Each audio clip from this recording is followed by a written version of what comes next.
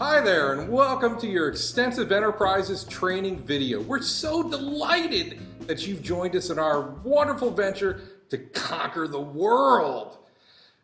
At Extensive Enterprises, you'll find a new home where you'll be free of all the excesses of life. Decisions, you don't have to make them any longer. There is one goal at Extensive Enterprises, and that is profit. We're your HR representatives, Fred and... Fred. Hi, Fred. Hi, Fred. Extensive Enterprises, founded by Tomax and Xamot Pioli, is dedicated to one thing: profit. Profit enough to capitalize on every venture that we can dream of. Profit enough to achieve any goal that is set by our founders. Profit enough to conquer the world. Fred, why don't you tell the people what they're looking forward to today? Well, they will get the chance to learn about our history and our founders, along with our principles of uniformity and conformity, as well as workplace safety and public relations. Thrilling! Thrilling. We're so glad once again that you've decided to join us at Extensive Enterprises. It's the best decision you've ever made in your life, and it will be the last decision you ever make in your life. Congratulations.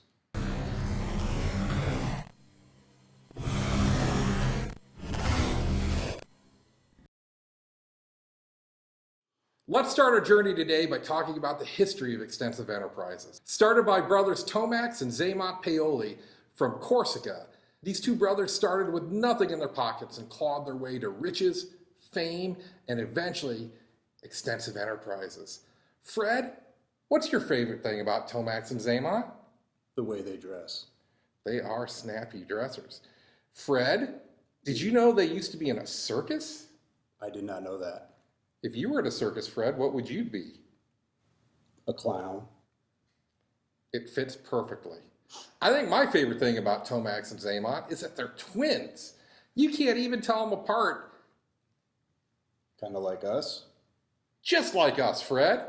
And soon to be like all of you Freds out there. Is there anything you don't like about Tomax and Xamot, Fred? No. Good, because I think they're listening. Fred, how can our new friends find out more about Tomax and Xamot? They could watch this clip about Tomax and Xamot's origins. Great.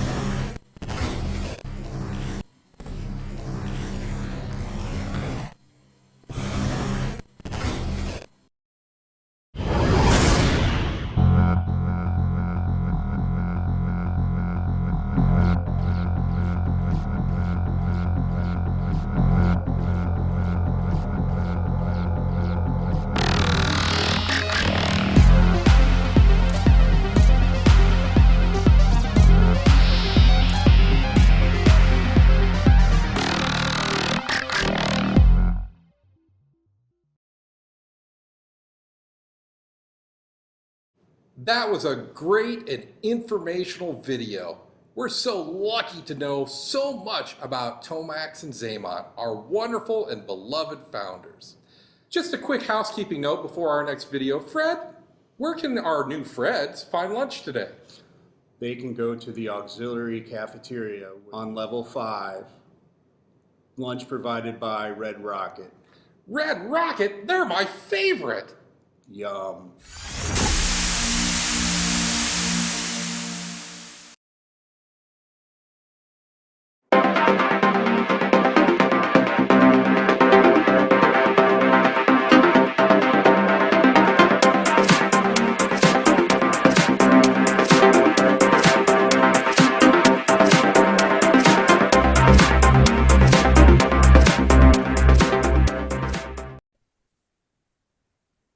Hello, Hello, welcome to another episode of the G.I. Joe New News Review.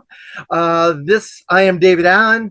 This is a special episode that is part of A.R.M.O.R 3, the Assembly Required Mass Online Rally.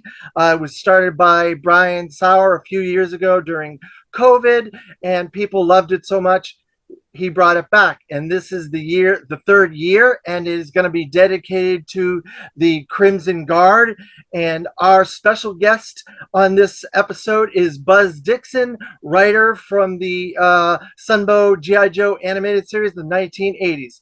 Thank you, Buzz, for joining us. My pleasure. Always a pleasure to talk to the fans. And the fans love hearing all kinds of inside stuff that we live for. I do anyways. So I always like to mention this whenever I talk with Buzz, but he has on his website that he created our childhood, and it can't be overstated that is the truth, Buzz. I always want to make that clear to you. You did create our childhood. We're very thankful for that. Well, thank you. I obviously did not do it by myself. There were many other people involved in it, and but I'm happy that I was able to contribute. And I have heard from so many fans how much our shows meant to them, and I'm very gratified to hear that. Well, so we are going to be talking about the Crimson Twins, Tomax and Xamot, if I don't know if you can see that or not, the animated Tomax and Xamot from the Sunbow animated series in 1980s. They came in, I believe, the Pyramid of Darkness was their premiere story, and they're not the same as the toys. There was definitely differences. Can you talk about how the Crimson Twins were developed for the Sunbow animated series, and what inside things that the fans might not be aware of? Well, I had, unfortunately, very little direct contact with the development of Xamot and Tomax, but I do know that the toy line would come up with characters, and they would go typically to Larry Hama, who was doing the comic, and Larry would write these great bios. The bio information you would get on the back of the card was an edited down version of what he wrote. We would get the full bio of what Larry had written, and it was tremendously helpful for us in developing shows and characters and stories. Larry would have developed the bio for it. He would have then taken Xamot and Tomax and put them into his comic and developed them for the comic. And as the fans know, the comic is one storyline, the TV show is a different one. Independently of one another, Larry and Sunbow West, where I was working, we recognized it would be futile to try to link the two up, to try to sync them. And so Larry got to do edgier stories, more realistic, more adult stories. We got to do more fanciful stuff. And Larry also had I'll say this, I'm not being facetious when I say it, but he had the luxury of being able to do it all by himself, to shape it and guide it and have it the way he wanted it, as close as possible. We had to deal with the reality of just cranking them out as fast as we could. Can I interject two little bits since you brought up Larry? I was going to bring this up later, but since you brought Larry up, Tomax and Xamot premiered in G.I. Joe Real American Hero issue 37. That was their first comic book appearance. Also, Larry, I had the pleasure of talking with him over a dozen times at conventions and meeting him and getting autographs. Great guy. Yeah. And it always puzzled me, because I thought, God, this is so similar to these characters from Octopussy, these acrobatic twins that were in the James Bond movie Octopussy. And it always nagged at me. And one day I said, Larry, did you pull the Crimson Twins from Octopussy W7 James Bond? He says with a wink and a smile, maybe. Like that. And Well, I knew immediately, because of course he's not going to say, yeah, I stole James Bond's characters. But it actually goes back much further than that. There's a classic novel, I believe it was written by Dumas, but I may be wrong. The Corsican Twins. Yes, I was going to get to that. Yeah, the Corsican Twins are two twins who experience each other's feelings and thoughts. So it was not a unique idea. But then, what is a unique idea? It's very hard to come up with anything original anymore. Exactly. Mm-hmm. So they were voiced by Corey Burton did Tomax, and Michael Bell did Xamot, which was surprising when were doing some of the research that two people did the voices. I thought it was one guy, but it was two different people doing Tomax and Xamot. And the Sunbow animated series was different in a couple other aspects. They interjected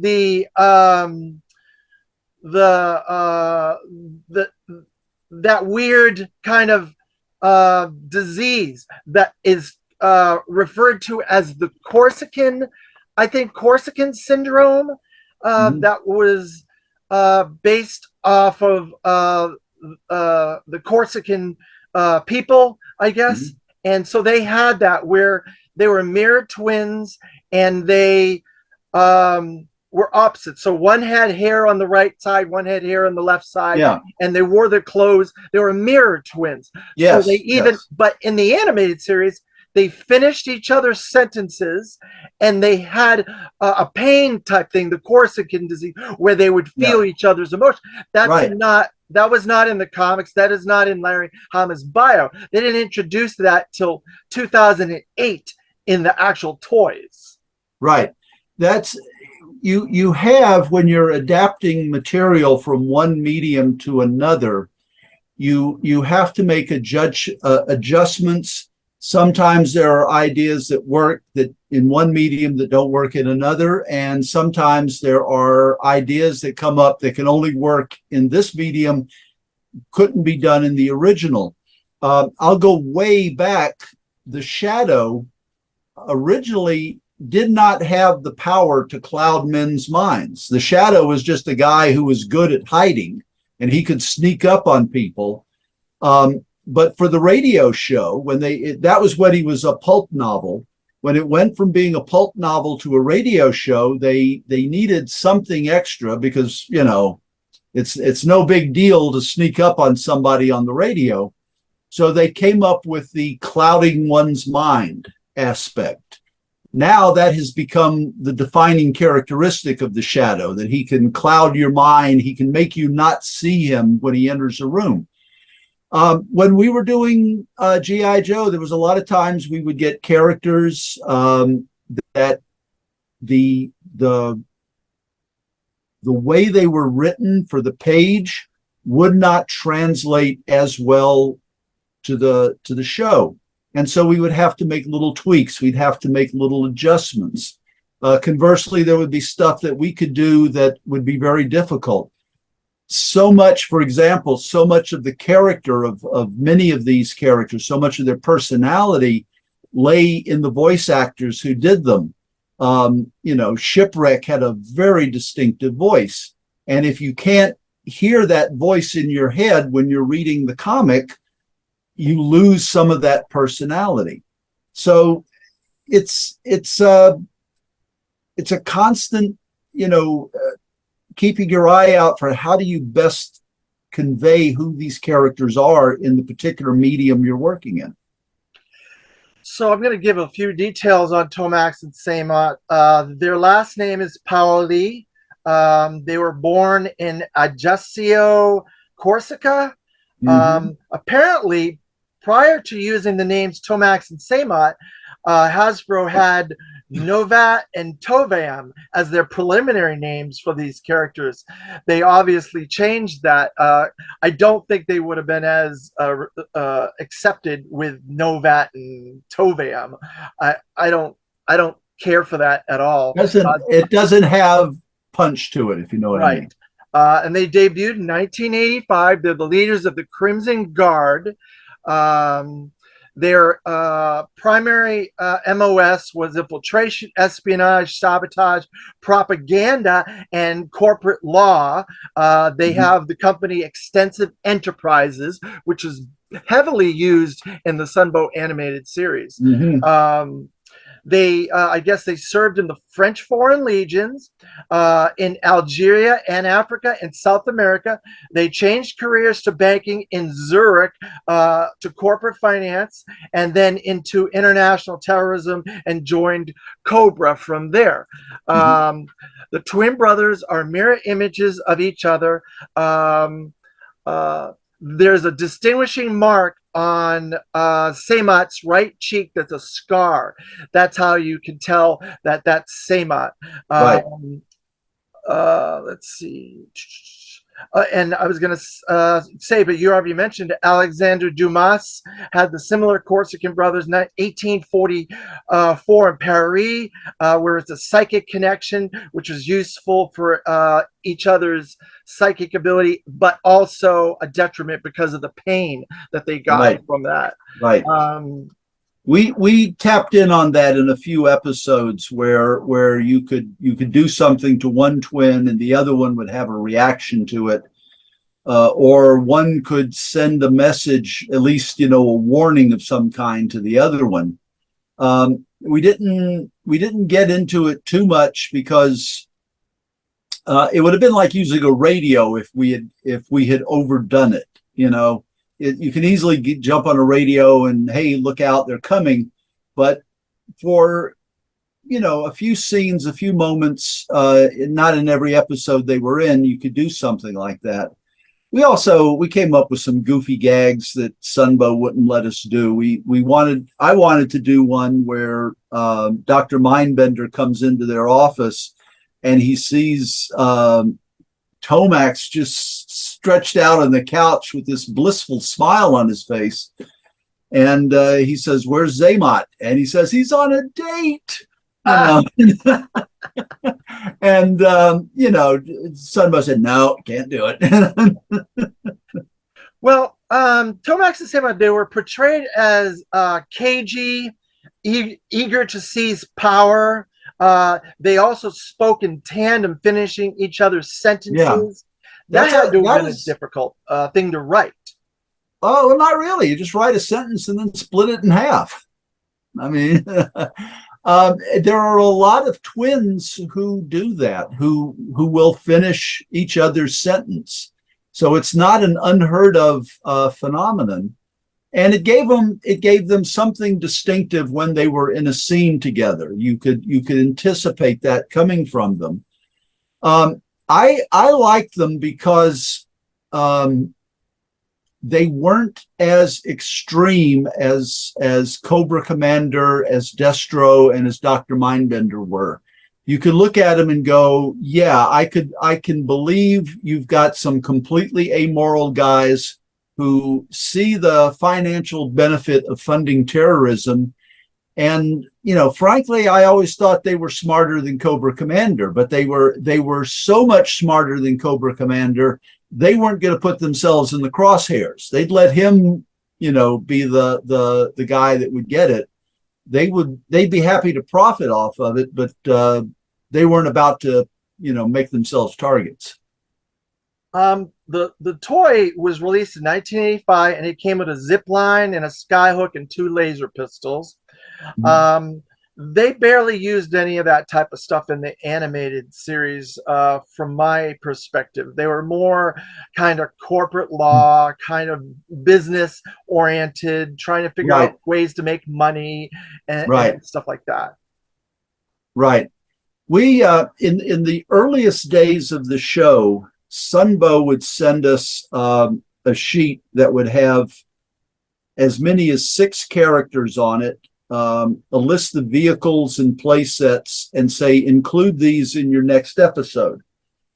And you would get a list that would have jungle characters, Arctic characters, underwater characters.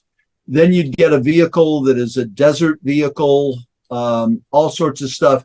And so it became a challenge to figure out how to write a story that incorporated all of these things in it. Once Sunbow realized we would use literally every tool in the box, there was nothing we wouldn't, refer to. They stopped sending these lists to us, and they just trusted us to write stories, because they knew eventually every character would get their turn, on stage.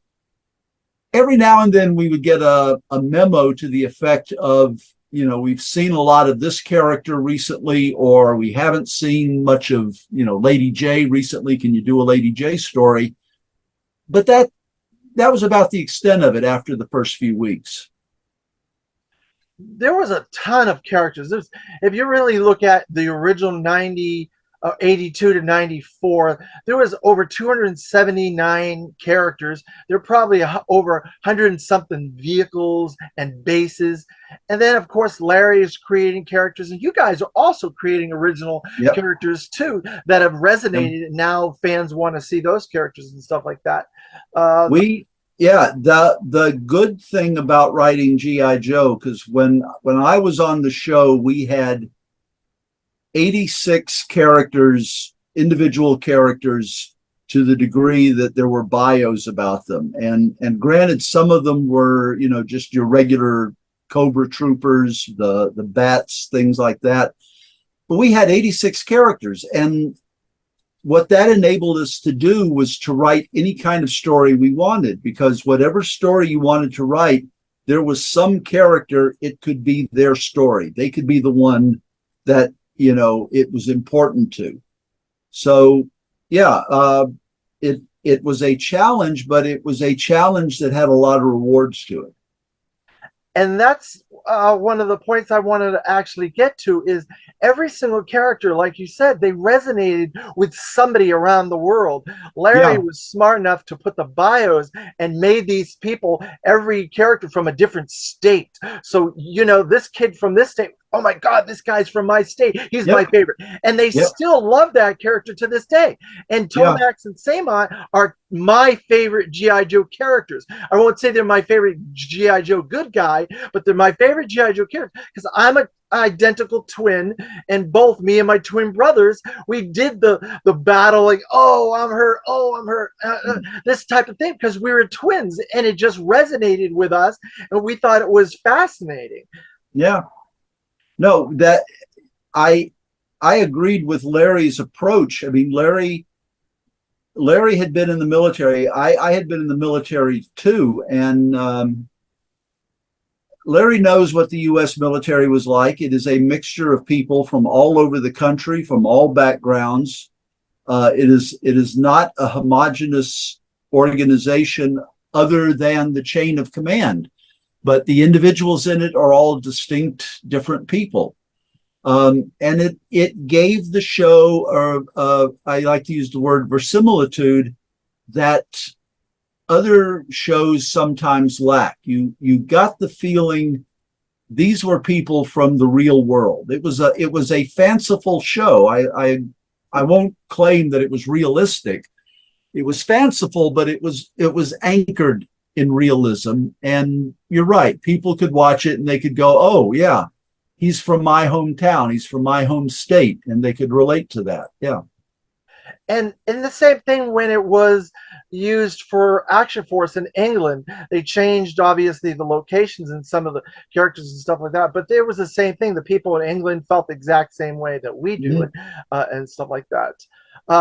There was apparently going to be a 3rd season of the Sunbow animated series after the motion picture, the animated motion picture. Right. And it was going to be the Crimson Twins, from what I understand, were going to be the main villains, and they were going to create their own group called the Coil.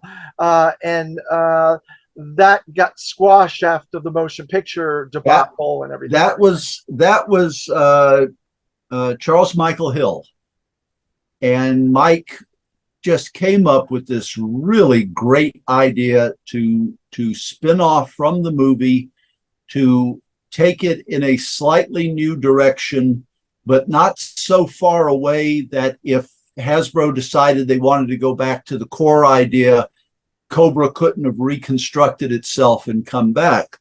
And I remember sending a letter to Sunbow at the time saying, this is great. You really ought to talk with Michael about it. You really ought to develop this, because this has a lot of potential. And then Hasbro decided, well, we're gonna go with Deke, and they hired Deke to do the show. I have never seen an episode that Deke did. Deke called me up early in their production, and they asked if I was available, and I said, well, here's my price. And they said, oh, that's too much, we can't meet that. And I said, well, that's what I was getting at Sunbow, so sorry. And I didn't work on the Deke show, and I bear no grudge against those who did. I'm not saying that in a negative sense. I pass no judgment on it. I tell people, for my own peace of mind, I have learned when I am finished with a project, I put it down, I walk away from it, and it gives me peace of mind, because if anybody comes and changes it afterwards, I just go, well, it's their turn to play with the toys.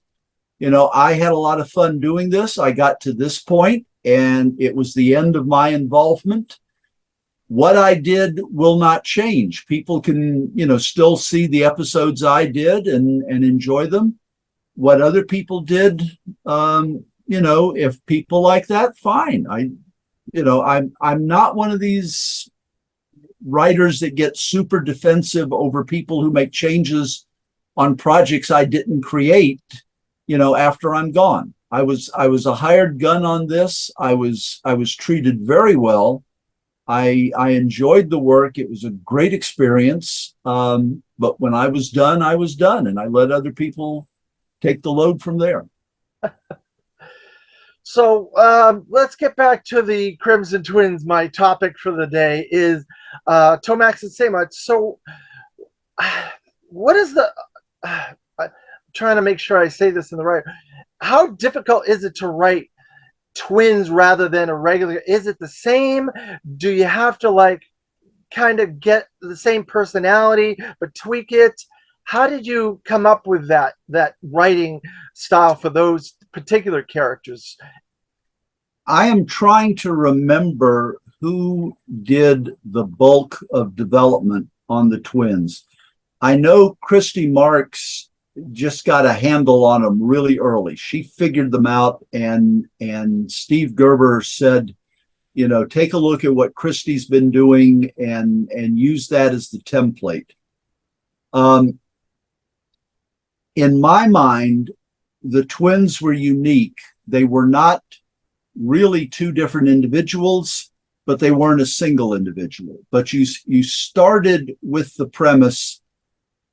They were basically sharing the same life experience. You call it the same mind, the same soul, whatever you wanted.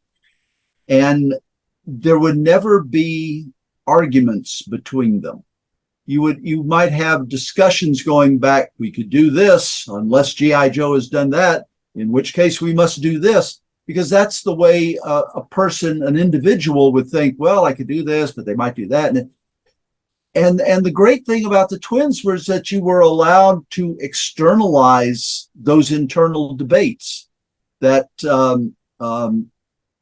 if they were trying to figure out what to do, they could actually talk back and forth to each other. We can do this, but they might do that. And it's kind of like with the original Star Trek. What a lot of people didn't realize about the original Star Trek was that Kirk was the synthesis of Spock and McCoy. And in every show, it was the conflict between Spock and McCoy, whether to do it the logical way or the emotional way. And Kirk, acted out whatever the correct solution was. But they were a triumvirate character. Well, we didn't have a third leg, so to speak, for Xamot and Tomax, but we could certainly use them as bouncing ideas off of each other. And as I said, they really come across as the smartest character, in my mind. They come across as the smartest characters in Cobra. Smart insofar as they know how they could operate in the real world much better than Mindbender or Cobra Commander could. And I don't care how many cars Cobra Commander sold. But that kind of brings us to their company, Extensive Enterprises. You guys utilize that as a major part of those seasons. Even the Pyramid of Darkness, where they premiered, they were able to do these satellites and launch them into space, and they were able to hold the world at their fingertips for quite a while, because the corporate finance money spoke, and they could do a lot of things. Everybody here that's probably watching this wishes they had more money to do more cool, elaborate things in their life, whether it was going on vacation, whether it buying a car, this, that, and the other. It's a double-edged sword. I mean, we all wish we had the resources to do any number of things. I was talking with some people just the other day. A book company was having a sale, and I managed to buy 4 books that I was really looking for. And I commented, I said, if I had, several $1,000s, I would have bought a lot more. I wouldn't have spent it all on books. I would have spent a big part of it on building an additional room to put the books in. You have to find reasonable limits to live within. And I do not judge anyone. I do not say, well, you shouldn't buy this or you should buy that. Everybody can pick what they like. But in my mind, don't be a hoarder. Don't have everything. Have something specific that you're interested in. The danger of having the money to do anything you want is that you can have very bad ideas, and you can, buy the means to execute those ideas, and you can see bad things happen. Look at what's happening with Twitter. Twitter was one of the most widely recognized brands in the world. And for reasons known only to Elon Musk, he decides, I'm going to just throw that away and I'm going to call it X. And well, your problem is there's several other companies that are ahead of you with the letter X. And you've taken a name of something that everybody knows instantly what you say when you say Twitter. And now you've turned it into something that people are going, what is that? X? I mean, that's like, it's no name. That's a blank. Right.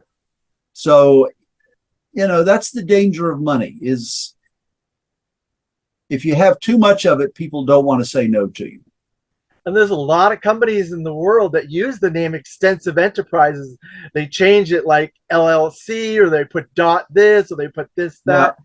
And it's funny because I have a friend that has a company called Extensive, and he showed me his business card, and I'm like, wait a minute, how the heck can you own Extensive Enterprise? He says Hasbro didn't copyright Extensive Enterprises, so there's probably about 5 companies in the world that have that. And I'm like, that's fascinating. That was a corporate entity. Yeah. It is a problem because I had a character that I created a few years ago, Serenity Harper. We did a series of graphic novels about her. I called the series, it was basically Archie's with an Edge. But there is another character in I want to say Sonic, I may be wrong. There's another character called Serenity Harper. We had no idea this character existed when we created ours. There was the movie, the TV show and movie Serenity, which puzzled some people. Oh, are you working on that? No, we've got something entirely different. We're not doing that sort of thing at all. And you eventually run out of names and options. There's only so many things you can come up with. Sure. So I'm gonna go over a few more facts. Steven Stanton voiced Tomax and Xamot in the animated series Renegades, and Sean Kristin voiced Tomax and Xamot in the video game Operation Blackout. The file card in 2008, when they changed Tomax and Xamot, they listed their last name as Rogue, which I don't know why Paoli was changed to Rogue, but they did that in 2008. You sometimes get people to, you do a quick name check, you don't find any matches, you think, well, this is okay. And then somebody turns up and says, hey, I've got your character has the same name as I do, and it's causing me problems. And for my fiction writing, my novels, I tend to go and I go on Wikipedia and I look up people from the 19th century. And I try to find names of people in the 19th century. And so that way, if anybody comes to me and says, hey, you had this character in your book called so-and-so, and that's my name, I go, oh, well, hey, look, I wrote it based on this character. Here, see, there's the Wikipedia entry. I do that to protect myself. It's entirely possible there was somebody with that last name who popped up and voiced an objection to it.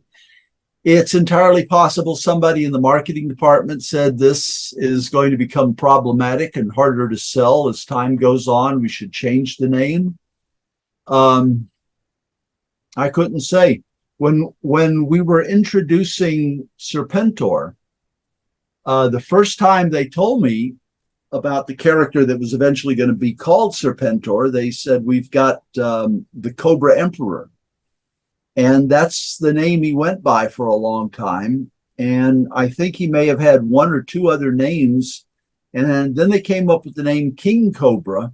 And I thought to myself, yes, I absolutely want to have a villain named after a malt liquor.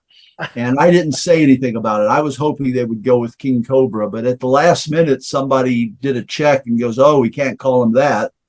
And so they came up with Serpentor, which, I can live with. But if they had asked me at the beginning, I might have gone in a different direction, but they didn't ask. And, you play the cards that are dealt you. Well, and it's a toy, the children, they're not really going to care what the character's name is. I had no connection to Tomax and Xamot Paoli, but it was the cartoon, it was the twins that brought me into it. And then, okay, Tomax said that's really cool that their names are mirror and you can spell them backwards and stuff like that. But I don't know if anybody has the name Tomax or Xamot Paoli, so I don't understand why changing the name to Rogue. I guess I'm a little bit sensitive because it's my favorite characters, but I have no answer for you. Yeah. Well, I'm in another part of it is I'm very particular because of my name is a very common name, David Allen. That's why I put the T in there. And people are always like, what does the T stand for? And David T. Allen. And I always say Tiberius. That's a joke.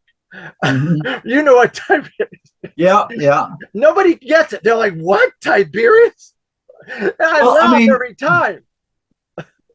My name, I'm surprised by the number of Buzz Dixons I come across. There was many years ago, there was a TV repairman in Burbank named Buzz Dixon. I got a phone call for him, and somebody said, "Are you the Buzz Dixon who works in TV?" And I said, "Yeah." And he said, "Okay, well, I got this problem with my set. It's doing this." And I said, "I'm the writer. I'm not, a repairman." And then there was a Buzz Dixon who worked at an orphanage in Tennessee. There was a Buzz Dixon who was a NASCAR racer. There's a Buzz Dixon who's a country music singer. I think there's a fourth one that I encountered somewhere, at least online. I encountered the name. And you'd think, well, that's not a very common name. It isn't, but it's not so uncommon. There can't be 4 or 5 of us at one time. Oh God, I could read off a list of celebrities and famous people with my name that have done stop motion animation, radio, acting, that's comedy. David Allen was when I saw your name, the first thing that popped into my mind was the animator, because I'm familiar with his work. I've seen it, and then I realized, oh, it's someone with a similar name, but that happens all the time.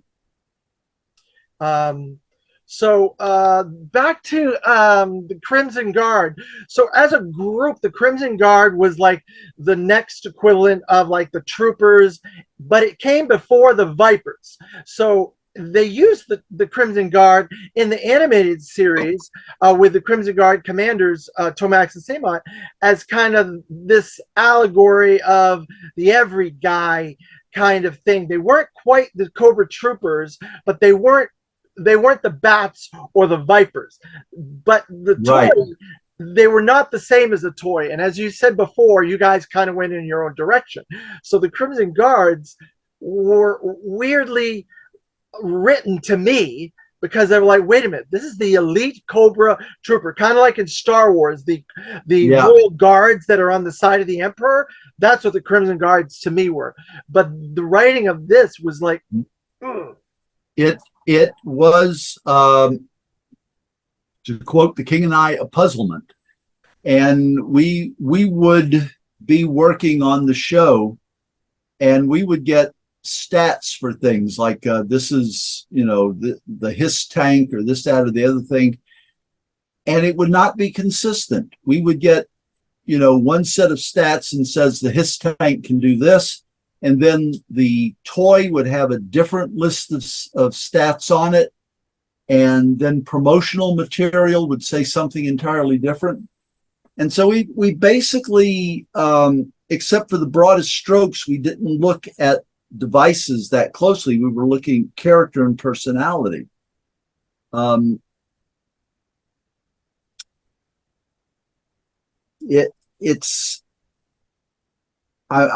trying to answer as fully as I can, but these were just, you have to remember, a lot of this stuff happened on the fly.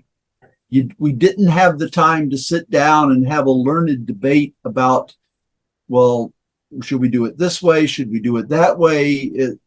The joke I tell is, the great thing about being one of the original writers on G.I. Joe is you could be working on a script and you could go, is Roadblock a Rhodes Scholar? He is now.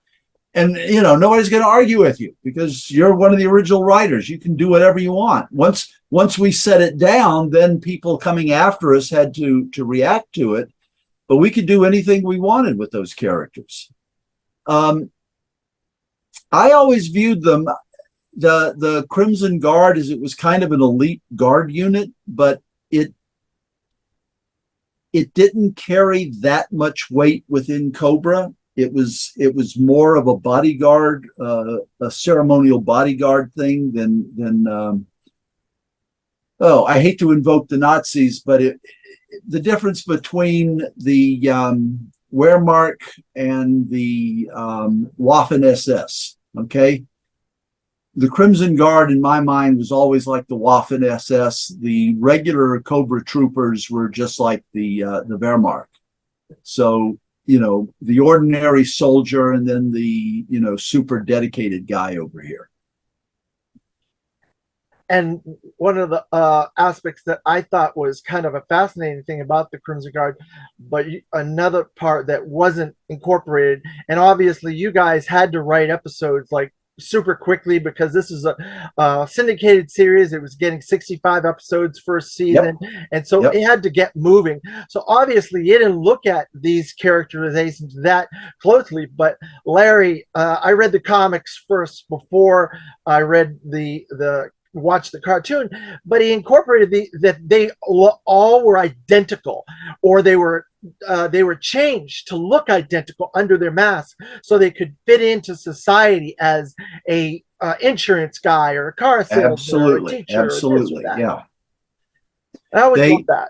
Their function, even though they got involved in some of the schemes and adventures and the combat, their real function was to provide the money train to Cobra. You know, that's what they really did. If we had been writing realistic stories, they would have never been involved in combat. They would have been behind the scenes all the time, just funneling the money in. The concept of the Crimson Twins, their whole modus operandi, the financial extensive enterprises, this elite group that was formed from Corsica, and their way of getting older, that they couldn't be these people that they started as not terrorists, but militia, and so they were using their brains and always tried to outsmart Cobra Commander, always tried to outsmart the Joes, because they were always a couple of steps ahead. They just got beat by luck a lot of times. Yeah. They got beat by luck and by Cobra Commander being as terrible at his job as he was. You know, one of the reasons that we, you know, came up with the idea of inventing Serpentor was that, you know, Cobra Commander was just doing such a terrible job. They needed somebody, you know, better than him running things. In the later years, in 2008 or so, IDW got the license for them, and they split them up and they made them oppose one another. They were on different sides, and I thought that was kind of dumb, because that goes against opposite of what the characters were designed and what they were written for, and stuff like that. And that always rubbed me the wrong way. That to me is a one story idea. That if you're writing a story and you say, hey, let's do one where they are diametrically opposed to each other, they are butting heads. Okay, that's one story, but once you have done that, it's got to come back to where it was. You don't want to see, you know, because you have lost the essence of the character if you go away from it too far. One time is a commentary on it. You know, twice is you don't understand what it is that makes the characters appealing. You're right about that. The company that owned it prior to that, Devil's Due, did some interesting stuff with Tomax and Xamot. They one was in prison, and I think that happened in Sunbow, actually. One got in prison, and the other one was like chomping at the bit to get him out of prison. And then they did that in Devil's Due at one point, and so they were injured escaping in a cave-in or whatever. One of them got put into a coma, and so there was a story where the other one was in Antarctica, and he could talk to his twin brother. Like some sort of that's the way to use those characters. That takes their essence, their nature, and it builds a story around it, or at least builds a story point around it. Characters should not be interchangeable. You shouldn't be able to say, well, just plug anybody in here. You should have every character fulfilling a unique and vital function to the story. Now, obviously, if you're doing like a big G.I. Joe battle, there's no problem having, about, 20 different G.I. Joes running in the background, stuff like that. But every story should focus on just a small core group of characters. And, you don't want to lose the uniqueness of Xamot and Tomax by treating them as just ordinary, Cobra guys who just happen to look alike. They have a very unique function. And if you don't keep that in mind, you end up squandering opportunities to use them. The Renegades animated series, I thought, used them really well, where they had them like they're almost, well, I guess they were, because they're mirror twins. They were like pretty close. You couldn't barely tell them apart. They were younger and they were businessmen and stuff like that. And it was like the beginning of Cobra, like how they established Cobra. Kind of they tweaked a little bit of the story, but it was kind of like the establishment. And they were the guys like paying the bills, things, and they were written so well for that series. And I think it was a lot more mature than obviously Sunbow. Sunbow was a children's 80s cartoon through and through, with all the fantasy and all the stuff that you could throw at the wall. You put it into Sunbow. Mm-hmm. But there is room for different versions of characters, but to keep those core characters. So if it goes from comic to animation to movie to whatever toy, you should still recognize that character. Yeah. No, absolutely. Absolutely.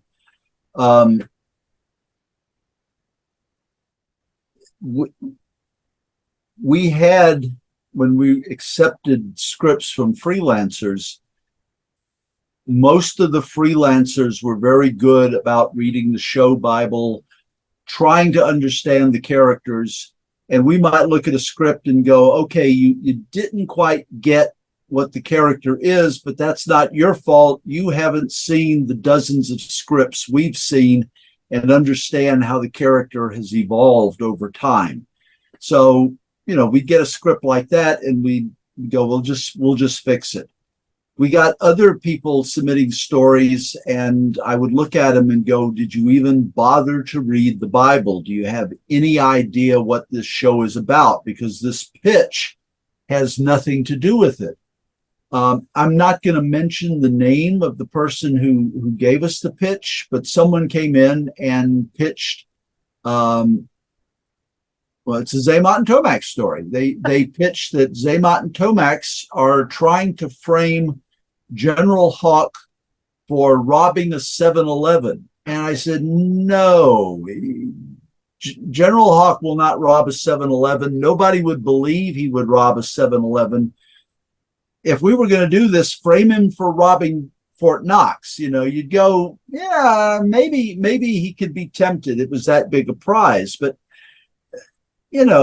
robbing 7-Elevens, I mean, for heaven's sakes, that's in the scope of things that we did in that show. That's nothing. That's that's not even a speed bump. That's an interesting thing, though, because the development of certain characters in the Sunbow animated series, you did develop certain characters. Like Roadblock had a lot of screen time. Shipwreck had a lot of screen time. Leatherneck, Wetsuit as twin brothers had a lot, not twin brothers, brothers. To a certain extent, Duke and Hawk in the motion picture had some development. But Cobra's very little character development. I think there was a little bit with Baroness and Destro's relationship, a little bit more with Cobra Commander in the motion picture, where they showed his past and his history, where he came from and why he did what he. But most of these characters, Tomax and Xamot, have a rich history that was very not touched on hardly at all. They were the Cobra characters, because the show wasn't built around them. The Cobra characters just had to come on screen, fight for a certain amount of time, and then either get defeated or temporarily gain the upper hand.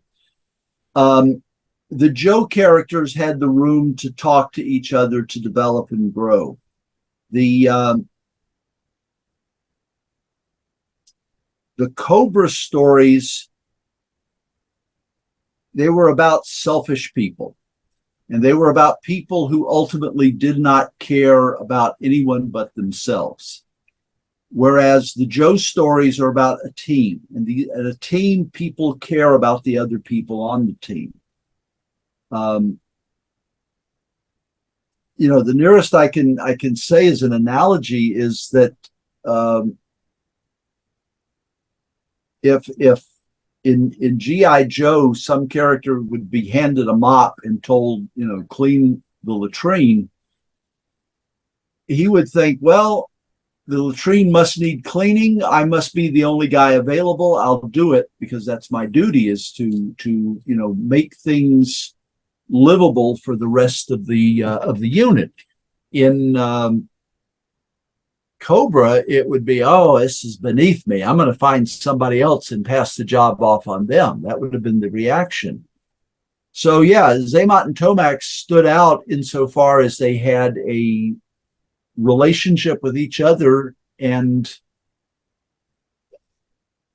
more so than the rest of the Cobra team, they could interact as a unit, not as individuals, just everyone fighting for their own position. But that's what made them interesting. That's what made them fascinating. I've always thought of people in general as not good or not evil. They're kind of developed based on their decisions of right and wrong, left and right, how we go through our history. If you stack up all our decisions, by the end, that is who we are. And I know you probably didn't get a lot of opportunity when it comes to that sort of thought process or that type of writing, because of the fact that you were churning these episodes out so quickly. But were there discussions of that type of thought process, at least? We had discussions all the time about everything. I mean, the Viper came about because we were horsing around at lunch, and Steve came up with this goofy idea. And, a few days later, when we're desperate to have a script, it's no longer a goofy idea. We would discuss stuff all the time. We would discuss weapons characteristics. We would discuss how can you move X number of troops from point A to point B. What are the politics of the Middle East? How would people react if we did this thing in the Middle East or that? And it's really kind of hard to pinpoint because there are so many overlapping factors going on. We might start talking about G.I. Joe, and then it segues into Gem, or it segues into Transformers. And then it goes off in a brand new direction, and somebody says, well, wait, we still got to solve the G.I. Joe problem, and brings us back. I trust I don't sound like I'm dodging questions here, but a lot of the questions are just, you do the best you can with what you got, and you just try your very best with whatever has been handed to you. And I would like to think we did as good a job as anybody could have possibly done in G.I. Joe. Well, I think you have. Obviously, if you didn't, it wouldn't have resonated with people like myself. They still wouldn't be making, obviously, toys and cartoons and movies and all kinds of video games and everything else. The brand is continued to grow, and it's in its 60th anniversary. Oh yeah, well, isn't it? Yeah, I guess it is the 60th anniversary, because it came out in the early 1960s as the 12-inch action figure, which incidentally my father refused to buy for me. He said, that's a doll. I'm not buying a doll for my son. No, the first action figure.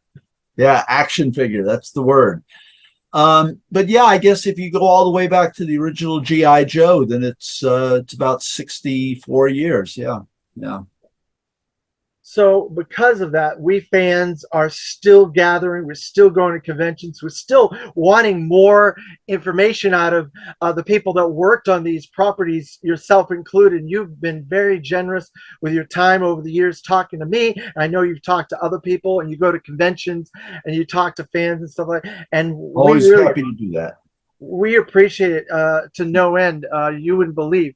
So I want to say thank you for taking the time to speak with me. Is there any projects that you My pleasure. coming up that you would like to plug Actually, I do. I have a novel on Kindle Vella called Cheeky.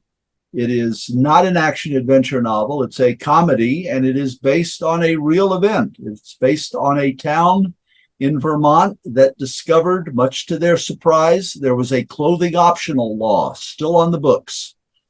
And this is, if I say so myself, a pretty funny story about just what happens in this town once that law is discovered. Cool. That sounds like a fun story that would be a good movie, I think. Comedy. I would hope so. Filming it might be a little difficult, but I think it would be a fun story. Yeah.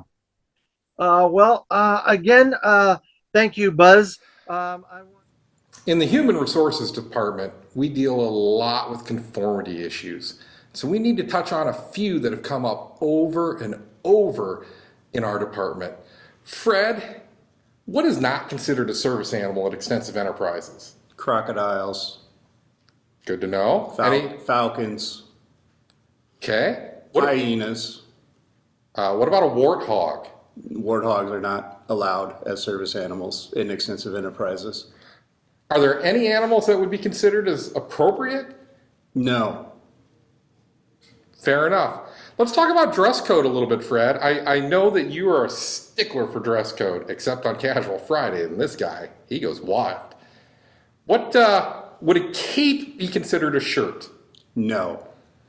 How about, what if it's paired with a really robust codpiece?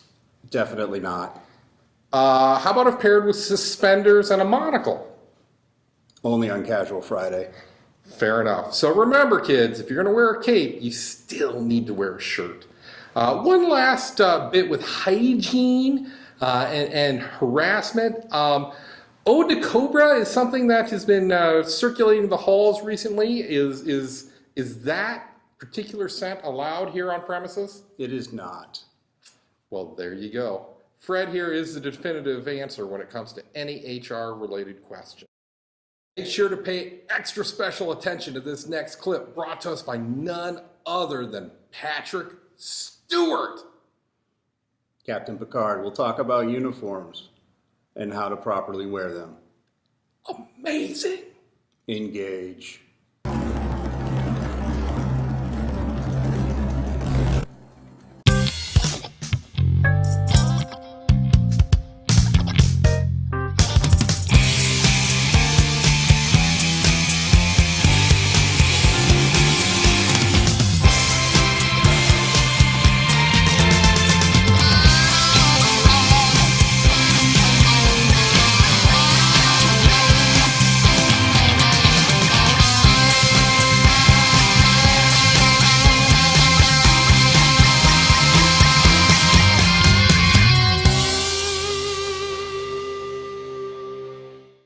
Hey, welcome back to another Articulated Point. How you doing, Philip? I'm good. Seems like it's only been a few weeks since we just did our last one. Yeah, that's true. This one's really close on the heels of the other one. This one's special, though. This one's for Operation A.R.M.O.R. We're going to be talking about Crimson Guard Immortal, specifically, and his appearance all around the globe. Yes. Not as widespread as you might think, or at least, that we found, but still worth noting. Yeah, I guess he retains the elite status by not appearing all the time. That or his appearances elsewhere are pretty much the same as his appearances here. So there's a few different changes we want to highlight, but we should be able to cover just about all of them pretty well without being too long-winded. That is true. Okay, so the first Crimson Guard Immortal is from 1991 from the United States. And I did kind of want to look at this figure first to set the stage for all of the others. And it's a great figure. I remember whenever this one was coming out, the very first thing I ever saw of it was from the Impel trading card set. And so I had read his bio and had that thing locked in my brain.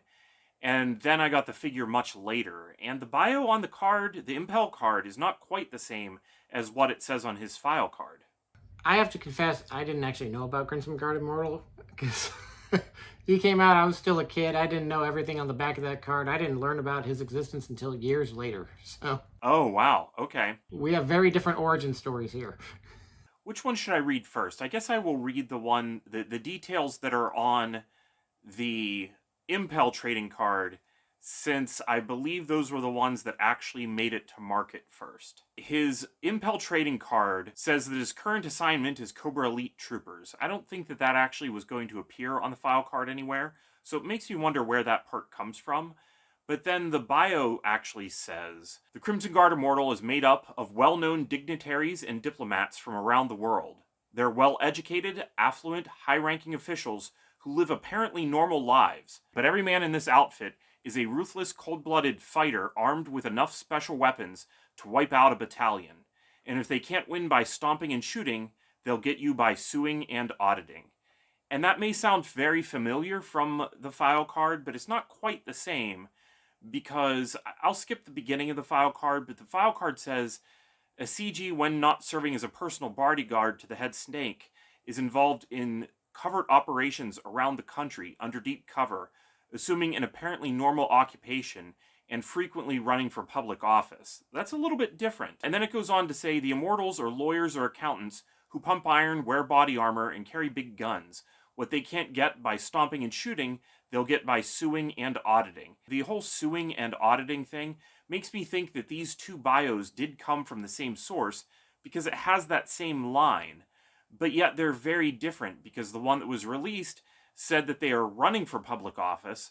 The one that was on the file on the Impel card says that they are well-known dignitaries and diplomats from around the world.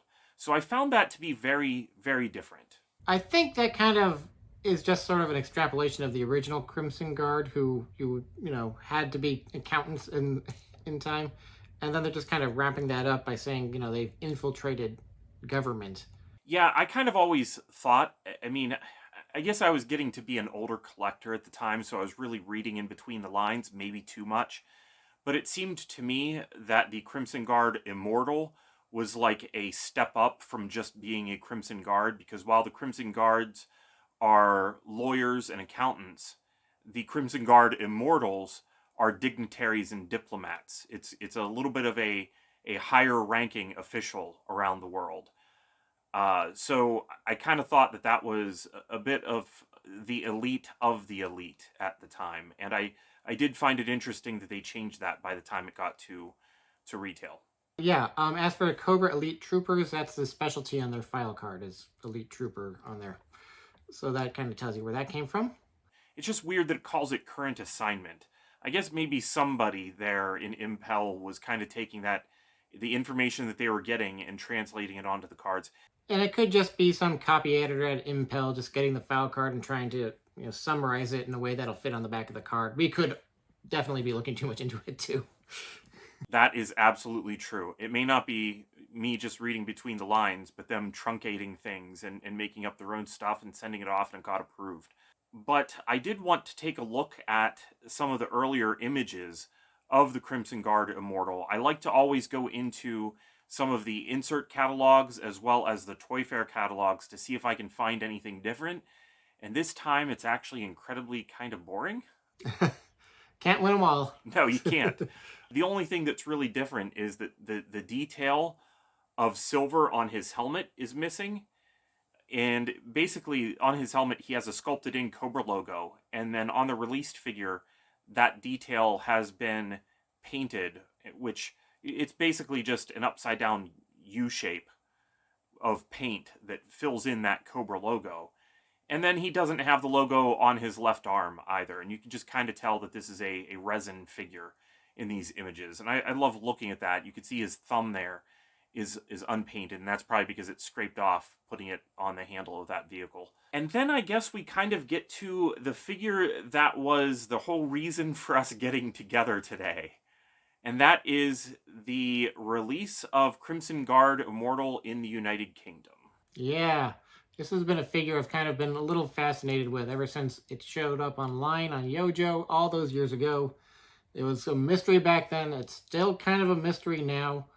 But we'll tell you what you got. Yeah, it's strange. There's just a variant of the figure. I do remember a guy I knew at the time, who's a local G.I. Joe collector, was visiting England for a short period of time. I think in 92, maybe 93. And he asked me if I wanted him to pick up any Joes just so that I could have them on the card. And I said, yeah, pick me up a Crimson Guard Immortal. And I said that because I like Crimson Guard Immortal. And he was like, why would you want Crimson Guard Immortal? And I think that he was aware of this variant, but the figure that I got was just the standard figure. So the standard one that is just like the US exists, but there's also the special one that actually has the Rock Viper head mold. Yeah, he's got a different head. Yeah, it's really a weird thing that happened. I really can't think of anything like this happening at the time or even since. And I think that we all have the same very popular explanation as to why this probably happened. That was just kind of missing a mold, so they had to swap whatever one they had available with it. Yeah, my guess would be that they probably were using the head mold anyway at the time, to create a Cobra. That has always been my prevalent theory anyway. Create a Cobra came out in the United States in 1993, and Crimson Guard Immortal came out in the UK in 1992. But like I said, I did get one with a standard head. I don't know exactly when the one with the Rock Viper head was released. It's entirely possible, because of the fact that they would carry things forward from the previous year, that the 1993 releases used the Rock Viper head for a brief period of time. But this one is so hard to come by. It was just a very brief moment in time, it seems, that it actually existed. I've seen only a couple of these carded. And we should stress this is still conjecture on our part. We don't have an official explanation to work off of. Right, yeah, it's just pure conjecture, but it seems more than coincidental to me that 1993, that Crimson Guard Immortal head would be used on the Targat body to create a new figure. And then for whatever mysterious reason, it disappeared for this, and then reappeared later because the whole body was used later. We'll get to that in a minute. But that's not the only weird thing about this release of the Crimson Guard Immortal, and that's the fact that on the back of the head, there is no peg. Rock Viper has a peg off the back of his head, but the Crimson Guard Immortal does not. It's strange. They're going into a pre-production mold to fill in a gap in their production schedule. It does feel that way, because if you look at the pre-production Rock Viper, that version of the figure did not actually have the peg in the back of his head. And a lot of times that's because the pegs on the figures for the attachment for accessories or hoses, that would be something that would be added in engineering directly to the metal tooling. And that's not something that would actually be a part of the original sculpt. So it makes sense that the Rock Viper EP engineering pilot would not have that, but it doesn't make a whole lot of sense that the Rock Viper prototype head would have been being used to make Crimson Guard Immortal. It's possible that they filled it in and that I just can't find that peg spot on this figure, but as of 1993, it seems like they probably wouldn't have been playing around with that anymore. Who knows what goes on in those factories in China, man. They could have just been real last minute. We have this sitting around. Let's just get it going. Yeah, because it's not like they changed any details on the sculpt. The mouth is just still his mouth, just painted black. That kind of upside down U that I was talking about that paints the Cobra logo, that's still on his forehead, but of course, there's no sculpted Cobra logo. It's very strange. It just feels like last minute adjustment to me, Yeah, it definitely feels like they were scrambling to get something done, and that maybe that upside down U is a tampo that would be able to be applied to either figure. I could see that happening. And then that's not the only release of Crimson Guard Immortal around the world, isn't that right? Yeah, no, this is where I actually got my first Crimson Guard Immortal, and that's this is when I actually heard about the figure existing, is the Fun School release in India. Which one do you have? Because let me see the head of yours, if you don't mind. I'm curious. Here's mine right here. Okay. Interestingly, there were a couple of different paint masks that existed for the Fun School release of Crimson Guard Immortal. As is typical of Fun School, they can't do it just one way. That's true. That's true. They have to always make sure that there's some weird variant that's available out there somewhere. Did you get yours, I'm going to guess, from smalljoes.com? I did indeed get mine from smalljoes.com. Yeah, I think they were $3.99, I believe. They were pretty cheap at the time. They were cheap enough that a poor college student like me could afford to get a few. I remember I bought one and my brother was buying one, and when they came in, the top of the head was painted gold, but there's actually a point at the top where it stops. But I had noticed it, and a bunch of people, I think it was on joecustoms.com, some people were posting that the ones that they were getting were this way. I do not collect Fun School variations because that is a rabbit hole that never ends. It'll drive you nuts, man. Mine proceeds all the way down to the visor, the gold. On one side. On the other side, it's like he had a little bit of melted paint or melted plastic. It scrapes off. It's there, but there's a chunk taken out. But that's kind of how he arrived. That's, Fun School quality control for you. Yeah, I ended up ordering another one, and the second one that I got did have it fully painted. And then he also was available actually as a vehicle pack-in. If you bought like a Fun School vehicle that said that there was a random or surprise driver inside, sometimes it would be the Crimson Guard Immortal. So it seems to me that the Stranger one is the one that I have pictured here with the not fully painted gold at the top. And that's just a weird choice, because that's really the main thing that's different from the American one. The Fun School one's got some extra silver details, especially on the boots and the gloves, but yeah, that gold crest is a unique Fun School choice to add. And it does give him a nice little pop of color, but the straight across look, it's odd. Yeah, like they dropped the silver on the shoulders and they made the gloves. Like you said, there's more silver in other places.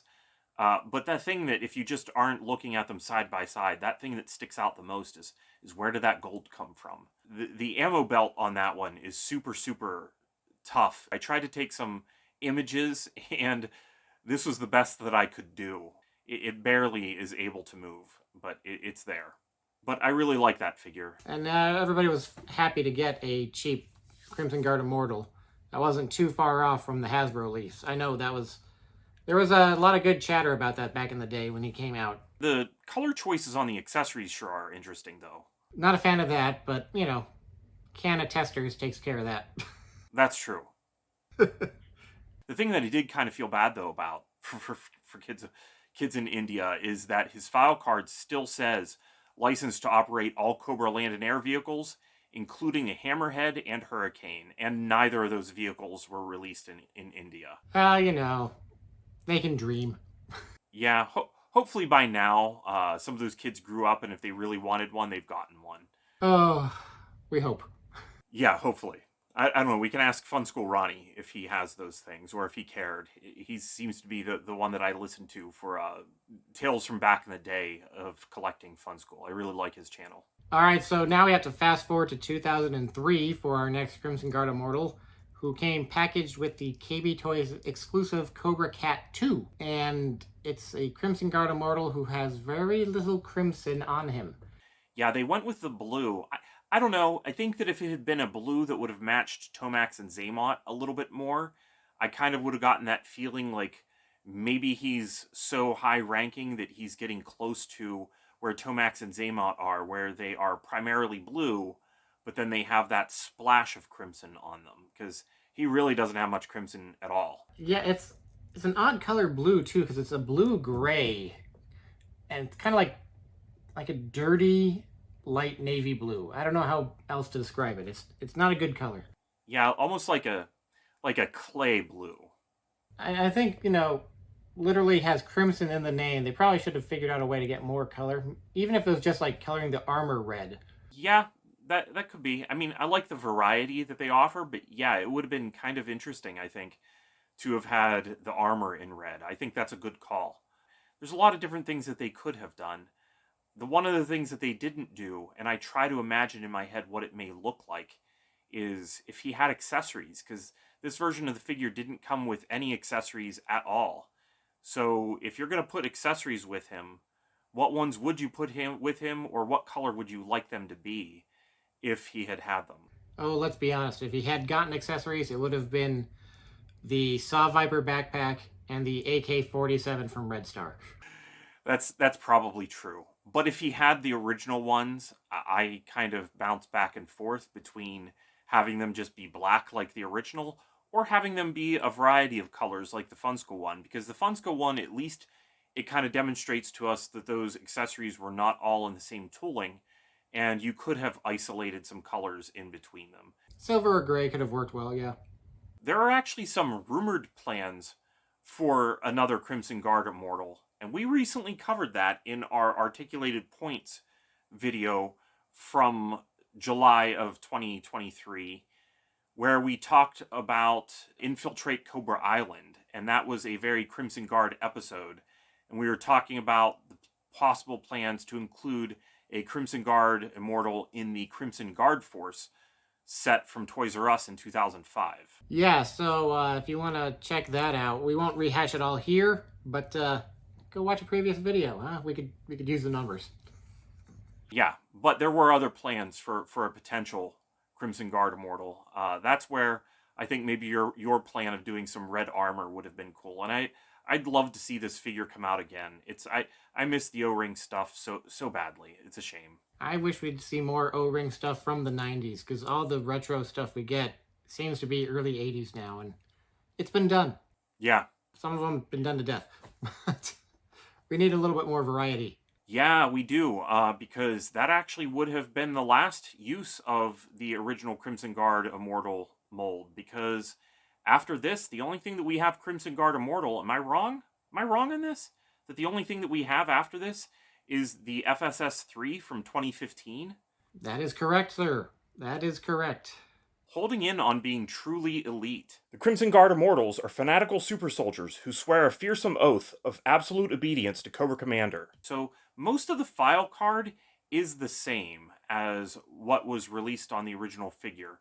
But this one goes on and has an entire section that's different. The Immortal class forms the upper echelon of these ranks, and also serves as the Guardians of the Colors by displaying and escorting the Crimson Guard flag during official Cobra functions. The Crimson Guard Immortals are required to hold a degree in either law or accounting, which, places them in line with the regular Crimson Guard, to ensure that the long-term financial goals of Cobra are being secured. However, they receive further training in mixed martial arts and advanced weapon systems. In order to maintain their exceptionally high standards, they constantly pump iron and are physically more assuming than standard guardsmen. As a ceremonial unit, they wear distinctive helmets and body armor, as well as have access to a secret cache of prototype airburst weapons.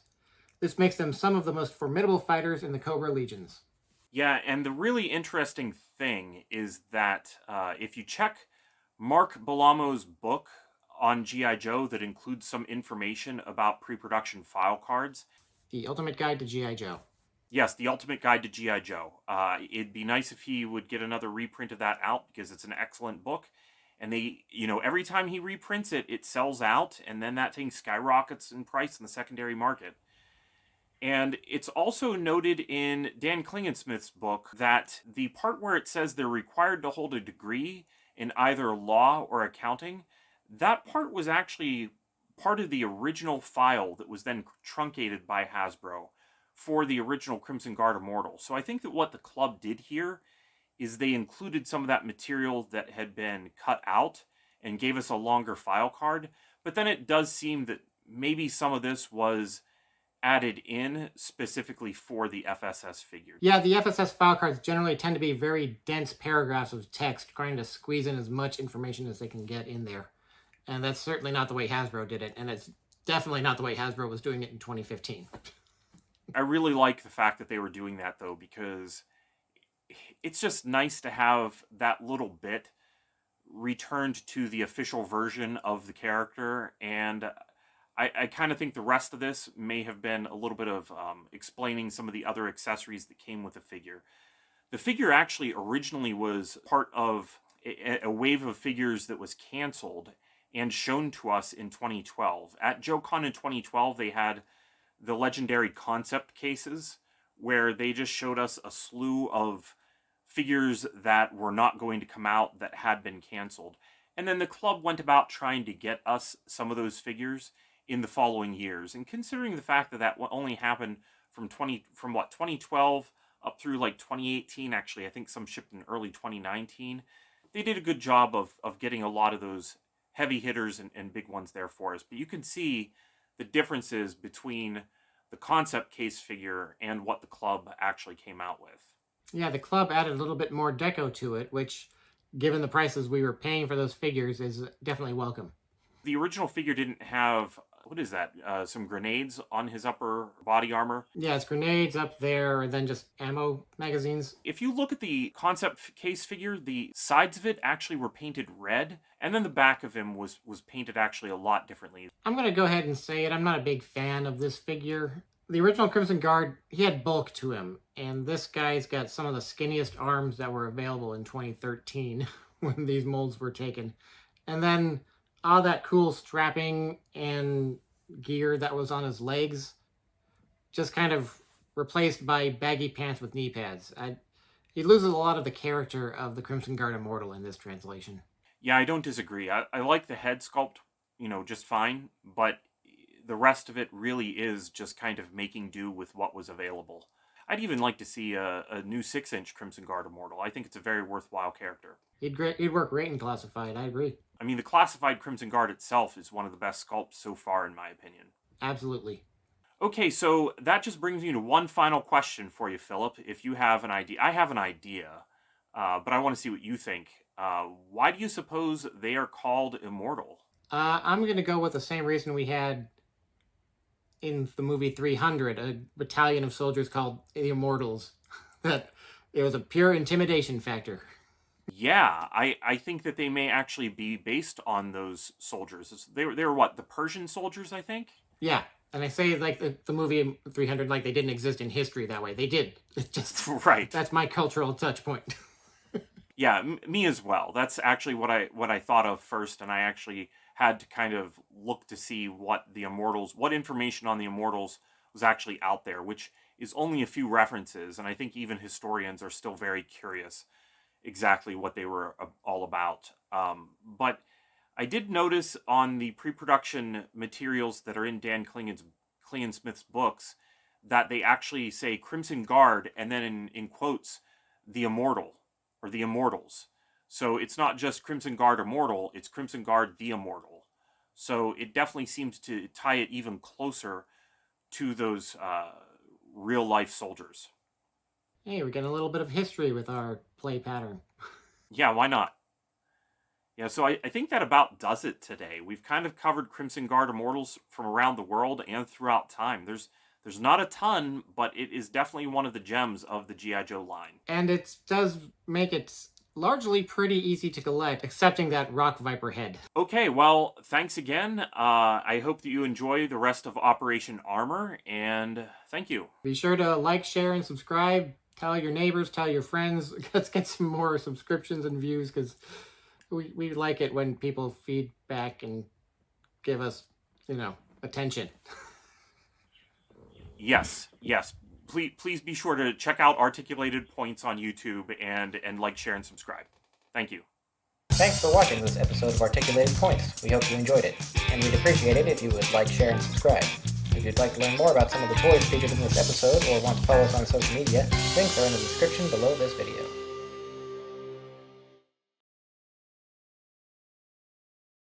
Our next section has to deal with workplace safety. Now, you might think a corporation like Extensive Enterprises wouldn't be concerned about their employees' safety, but you couldn't be more wrong. While profits are our only and main goal, remember, you are the property of Extensive Enterprises, and we do not waste resources. Each and every day where there is not a workplace incident will earn our employees what, Fred? 1 Cobra shilling. A whole shilling! Now, you can take that shilling, and what can you exchange that for, Fred? Things. Things. Amazing! Now, where might someone look to say, pick out a thing? They can go to the company loyalty store and pick out any of our fine Extensive Enterprises paraphernalia. You know, I had my eye on a stuffed Fatal Fluffy in that catalog. Unfortunately, the Fatal Fluffies are no longer available due to pending litigation. Oh, that's too bad. Well, I guess we'll have to talk to someone else about workplace safety now. I hear we have a special operative on the scene. True. Rat Viper is reporting for duty.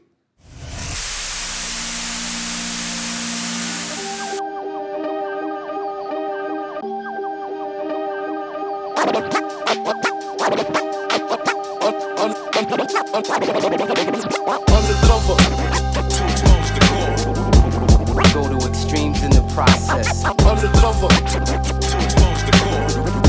The real definition of what a snake is. I'm here with writer, producer, Chief Cobra creative officer, Mike Costa. You know, it's no secret that I'm a huge fan of Mike's work on IDW's Cobra comic series, among other things. And in my opinion, Cobra stands as easily one of the greatest runs in G.I. Joe comics history. When Cobra hit the stands, I don't think anybody saw it coming. It was called Cobra. Chuckles was on the cover for issue 1. What was this about? You know, I was intrigued, you know, no doubt. You know, he had me as a Joe fan, but I really had no idea what a treasure I had just stumbled on.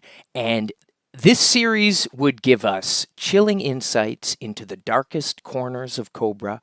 Mike and the whole team gave us Shakespearean character-defining stories of Tomax and Xamot, Chuckles, Jinx, Chameleon, Scoop, Serpentor, Globulus or Golobulas, Crystal Ball, Venomous Maximus, Firewall, Skullbuster, Crocmaster, Big Boa, Flint. You know, this is not exactly the most well-loved batch of G.I. Joe characters, you know, with a couple exceptions there, but definitely like a bit of a motley crew, and a lot of names that may not be familiar to people, unless you're me or many of the Joe fans watching right now. You know, I've always had love for the oddballs and have always wanted more, and I've always wondered, like, what is going on with Cobra, and, you know, thinking about all the inner workings here. And Mike and the team on Cobra made every one of these characters engaging and thrilling, tapped into the core of what makes them so fascinating. For lifetime G.I. Joe and comic book fans, Cobra was a much-needed breath of fresh air, and really, in a lot of ways, a dream come true. It was a comic we were waiting for.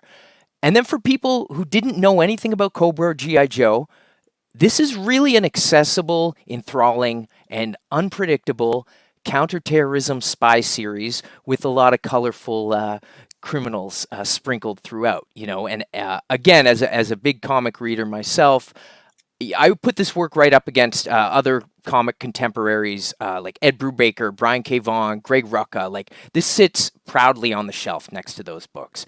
And Cobra gave us glimpses into these inner workings of Cobra, unlike anything we've ever seen, and took characters who may have seemed like jokes and turned them into the exact opposite. You know, it was the Joe series we've been waiting for, and we've got Mike Costa to thank. And we've got Mike Costa right here. And Mike, I want to be cognizant of your time instead of just showering you with praise this whole time. And there's so much I want to talk to you about and hear about Cobra. So first of all, welcome. So, you know.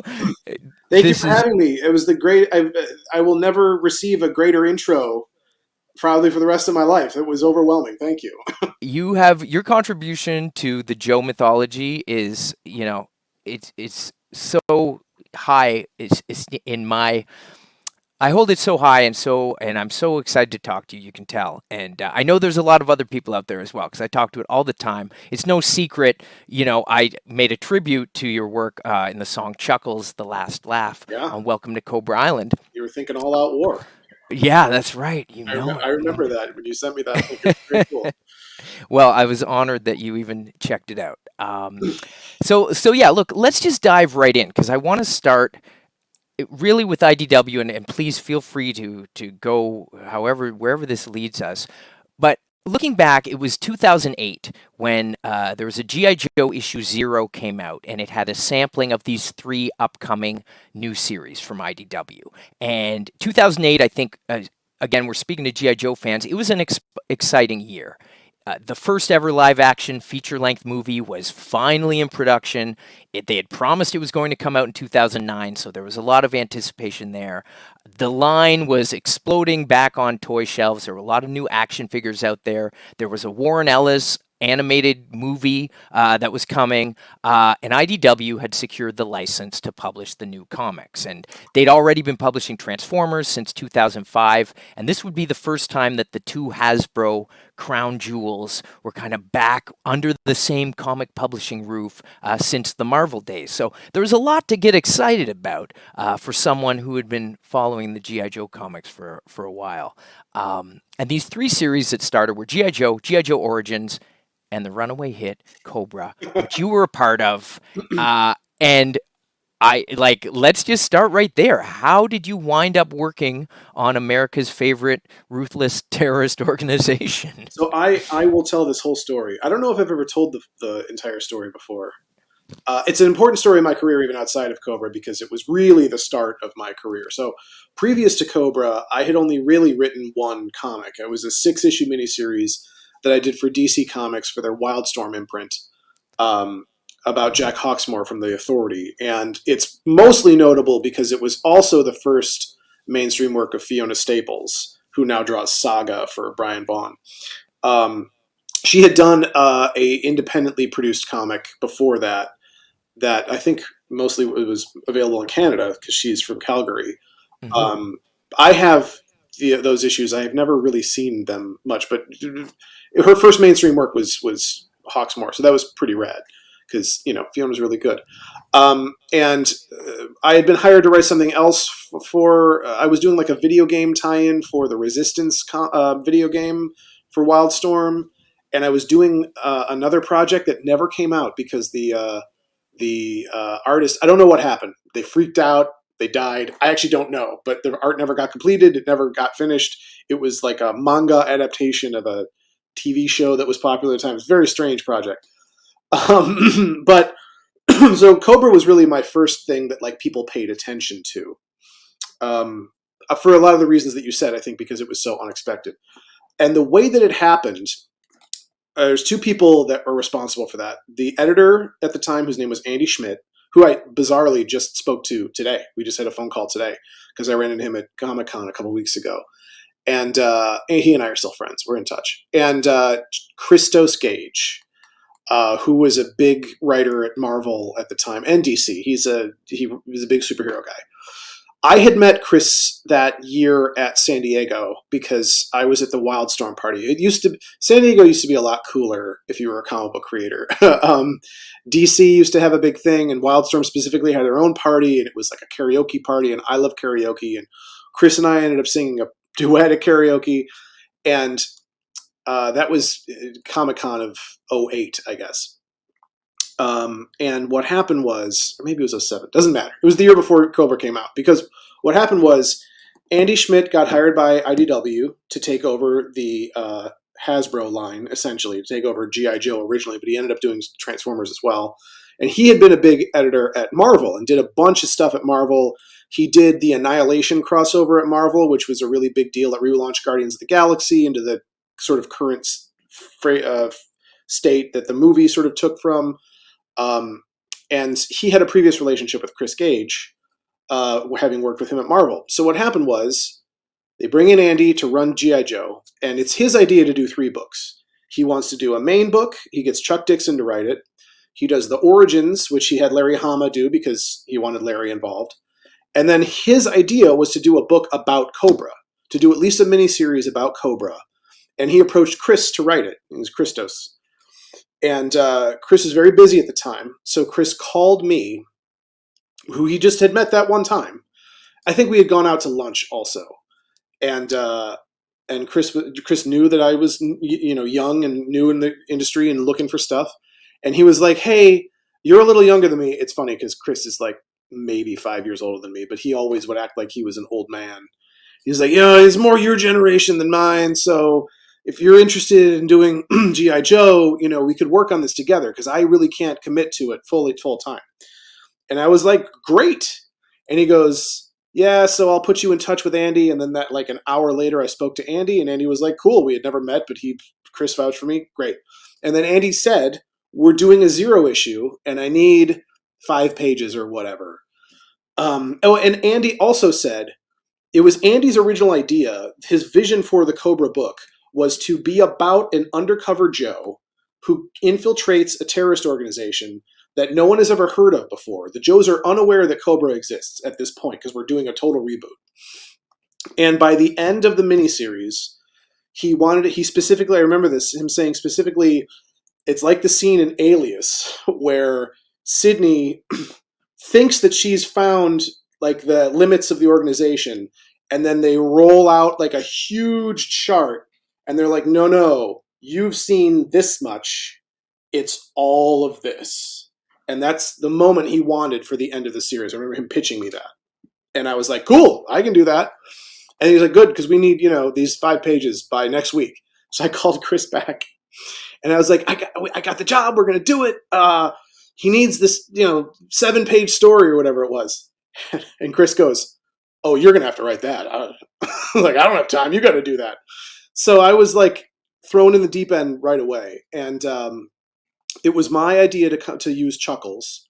And I came up with Chuckles for a lot of the reasons that you mentioned earlier, which was like, I was intrigued by the idea that I didn't have to use the main cast. So I could pick random Joes and random people to be in my book. And that's super fun because there's a lot of weird Joes. So I specifically picked Chuckles because I remember him from the movie, the G.I. Joe cartoon movie. And what a ridiculous, he's just a guy in a Hawaiian shirt. Like there's nothing to that character. And I really liked that. And it wasn't until I had already decided to do it, and then I read his file card, that I found out he actually is undercover. He's an undercover. I didn't know that. I got very lucky. So it was Chuckles, and that's where it started. And I wrote those first 5 pages. And here's an Easter egg that probably some people have noticed. I don't know if you haven't, though. Now you know. If you go back and read those initial few pages, all of his aliases are various people from the Howard Stern show. Their names switched around because I was listening to a lot of Howard Stern at the time. So, like, I don't know. One of the last names is Lang from Artie Lang, but a lot of them are like Howard. And at the time, there was a couple people making Howard Stern references in comics. I know that Jim Lee was on the show a couple times. So I guess I felt like, oh, maybe he'll mention it, like he finds out about it somehow, which never happened. But that was the first thing I ever wrote. I put a bunch of Howard Stern stuff in there, which now seems completely ridiculous. I haven't seen that show in years. But and the way we ended up going forward was the way Chris and I worked was that I would write the script.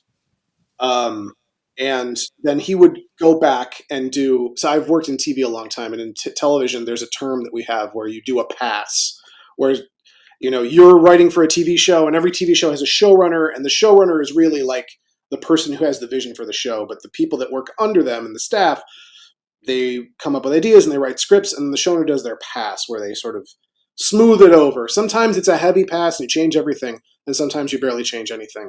And that's what Chris did on Cobra. I would write the scripts, and then he would go in and do a pass. And I remember the major change he made in the first issue was I didn't end the issue on a splash page, which I knew as I finished the script. I was like, this should be a splash page, but I couldn't figure out how to paste it right without cutting out something important. And he figured it out because, he's a veteran master. And that was like the biggest change I remember him making. So he had a pretty light hand. He really let me kind of drive it. I mean, if I made some horrible blunder or wrote something awful, he would fix it. I mean, it's not like he was checked out, but we worked in sync really well. And when we talk later about where the book went, there's stuff that Chris wrote entirely himself. It wasn't just all me. Like the Serpentor idea was entirely Chris. The whole concept of it as a cult, and Serpentor is a cult leader, and Globulus is like the weird hybrid god that was entirely him. And Scoop, I think, was his idea too. And also the Crocmaster issue. He wrote that solo. He was like, I want Crocmaster. So I never touched Crocmaster. He appeared in a couple issues that I wrote, but the main issue about him, Chris wrote that. That was important to him. So it's not like he wasn't involved, but he was very gracious. And I'm not telling any tales out of school. He tells this story also. I'm not trying to snake credit. He's always been so gracious, and he's 100% responsible for my career in this industry, because Cobra did get a lot of attention, which I never expected it to, and it really did launch my career. Yeah. So how was the reception just right off, like from that first issue when it hit? Because, like I say, it caught me by surprise. It caught a lot of people by surprise. You know, we saw those Howard Chaykin covers that were great with Chuckles. And it's like, awesome. What is this? And we were kind of waiting. I think G.I. Joe came out first when the issue 1s came out, and then maybe Cobra dropped third or second. I think Cobra was third. I think Origins came out and then Cobra. Yeah.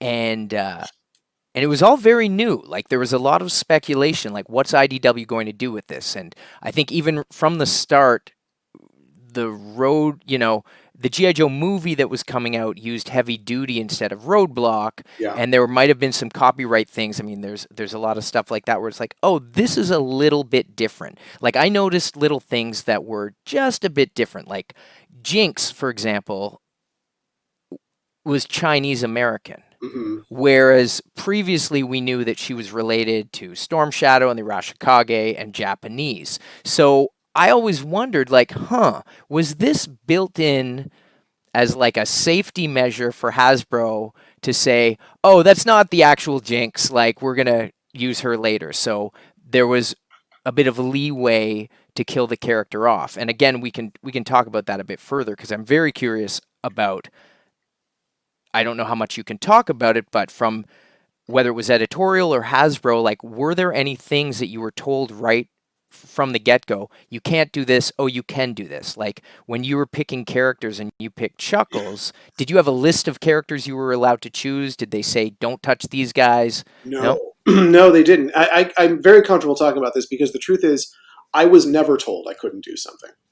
And, I'm assuming, hopefully 15 years later, if people are watching this, they've read at least the first miniseries, because there's a kind of crucial moment in the first miniseries where a major character in the miniseries is killed in a kind of a shocking way.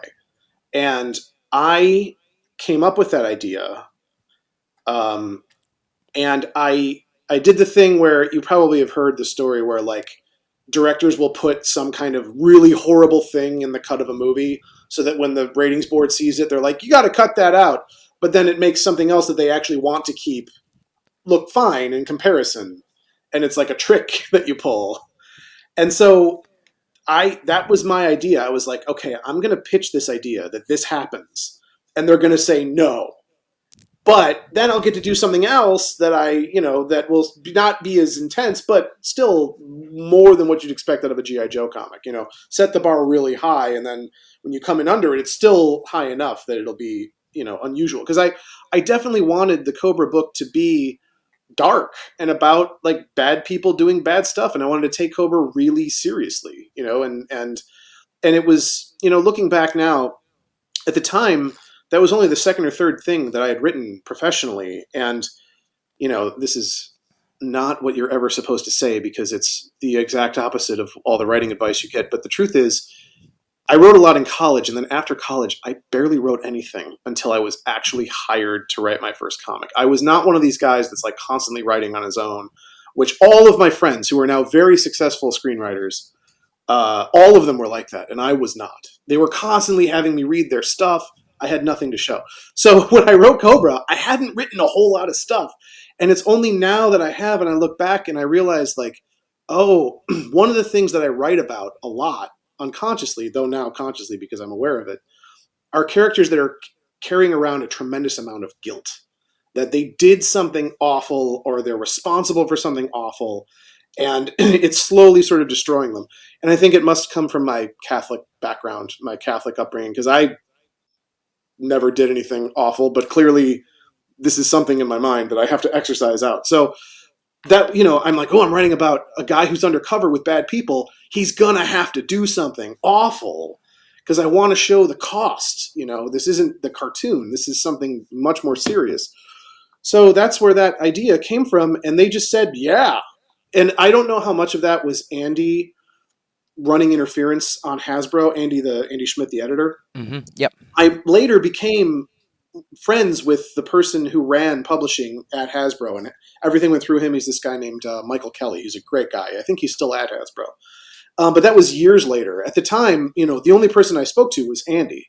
Andy dealt with Hasbro. So, maybe Hasbro said to him, you can't do this. And he was like, I'm doing it. I don't know. I've never asked him about it. But all I know is when I said I wanted to do it, he said yes, and then it happened. And that was sort of the case with everything going forward. Particularly what happened later in the series where I killed a major character. And I remember the day I came up with that. I wrote it in my notes document because I had horrible insomnia, and I was like, oh, this is what we're going to do. And I remember pitching that on a phone call with Chuck Dixon. And I knew that would be a big deal because it was a major character in the scope of. Should I be cagey or going to talk about? I think we can talk about. We're talking with GI Joe fans. We can Cobra Commanders, who you're referring Cobra to, Commander. right? So I knew that after we finished the first volume of Cobra, the first 4 issues, we knew before it was done that we were going to do more, and that's when I came up with this idea that let's make it a trilogy. And in the third part of the second part of the trilogy will end with us introducing Cobra Commander because he had not been introduced yet in the main book or anywhere. Yeah, that's a big question I have, actually, because the slow rollout, as a reader reading all 3 books at the time, I was like, when are they going to get to what is going on here? Like, do they even know what they're doing? I mean, it felt like it, but there was... No, we did. We got more Destro, I think, in the other books than we got Cobra Commander, right? Yeah, Chuck was using Destro as his main villain for a while, which was cool. And it let Cobra Commander... I mean, Chuck, we never discussed this, but I know that, his storytelling instincts were probably the same as mine, which was like, let's keep him off stage for as long as possible because everyone knows Cobra Commander. All the readers are waiting for him, so let's milk it a little. And I knew that it was a big ask to say, hey, rather than introducing the main villain of the entire franchise in the main book, let me do it in my comic. And my argument for it was, my comic is called G.I. Joe Cobra, so Cobra Commander should show up in the book. And then good reason, good logic. Yeah, and then on top of that, I was like, and then we're gonna kill him. We'll kill him. And because I had already had this idea of who I wanted Cobra Commander to kind of be, and I didn't want him to be the cartoon version. I wanted him to be more of like an aristocrat, and this idea of like old money Eurotrash guy. Like that's how I kind of saw him. But also, I knew that was a radically different kind of Cobra Commander, so I was like, but we'll get rid of him, and then we can bring on the more military terrorist Cobra Commander that we know, and this will be the way we do it: is we kill Cobra Commander, no one will see it coming. And that was another thing that I knew, like, that would be an uphill battle because that's a big thing to not happen in the main book. But God bless Chuck Dixon, and I will never, I owe him so much, just like all these other guys I'm talking about, on that phone call that I pitched all this stuff because I came up with all of it at once and wrote it all down, and then we had a big call. And Chuck was like, I've been the guy working on the ancillary book that no one cares about. I've been the guy working on the spin-off book, and you can never do anything. You can't have any fun stories. You can't change anything. And I don't want that to happen with you. So yes. And he just was like, do it. You can do it. That's super cool. And then Chuck came up with the idea of like the contest to who's going to be Cobra Commander, which I can't remember what the storyline was called. I should have gone back and reread this stuff. It's been a while. But like that was all Chuck's idea of like having these different candidates. And, then I took his lead on that, and that laid into my story as well. But yeah, the idea of introducing Cobra Commander, who Cobra Commander was, we never actually find out who he actually is, but like who the character presents as, and then the character being killed, that was all me and Andy and Chuck and Hasbro being like, yeah. So it was great. It was pretty great. That's amazing that Hasbro was said okay to all of this. The Cobra stuff you touched on, it's really fascinating because I was always very curious what the backstory was from that first Cobra commander that we meet. I know there's a line in one of the issues that hints that he's probably like in his 50s or 60s. I think it says like they vote for a new leader every 7 years, and he's been reelected 5 times. So if you do the math, he's been a leader since his 20s, maybe later. So I was like, okay, so he's been around. And I was always, Paul Aller wrote a one-off issue that touched on a bit of a history of Cobra, like a bit later on, which I thought was quite interesting. But there were a lot of things that were kind of hinted at that never, unfortunately, I don't think we got. As a guy who reads comics every month, I'm always like, okay, I'm looking forward to this stuff. I know to see Easter eggs and things being dropped, and then when things aren't picked up, I'm like, oh, what happened? But those early days, it's great to hear about Chuck Dixon. And you being able to collaborate, because I was very curious about what that IDW verse mentality was, like what was on the table, what was off the table, who was going to get to play with who, because obviously you took the Crimson Twins, Yes. Tomax and Xamot, Yes. and gave them, the characterization that, I don't think any of us had ever seen. The name Paoli, did you Yes. come up with that? I did. So I Yeah. did all of this research. So now it's so interesting because the world has changed so much Yeah. since. I know this is a long time ago. I think where I was when I read these issues, and it's like, wow. I mean, obviously, I've Great. changed. I've gotten older, but like the world itself has changed. So now these ideas are so much more articulate within the culture. Like politics, particularly in the U.S., have become so much more conspiratorial, and like far right and fringe conspiracies are a lot more inside the popular culture than they were 15 years ago. But I was very much going for a New World Order kind of concept with what Cobra was when Chuckles discovered it. That it was like old world, old money, people hiding behind the scenes and manipulating events through very precise and targeted situations and false flags. Like that was absolutely my conception of what Cobra should be. It felt like a more modern idea, which now, unfortunately, I mean, I don't believe there's any such organization that exists, but unfortunately, there are a lot of people that do. I think there's more people now that believe that than when I was writing Cobra. But that was how I conceived of Cobra.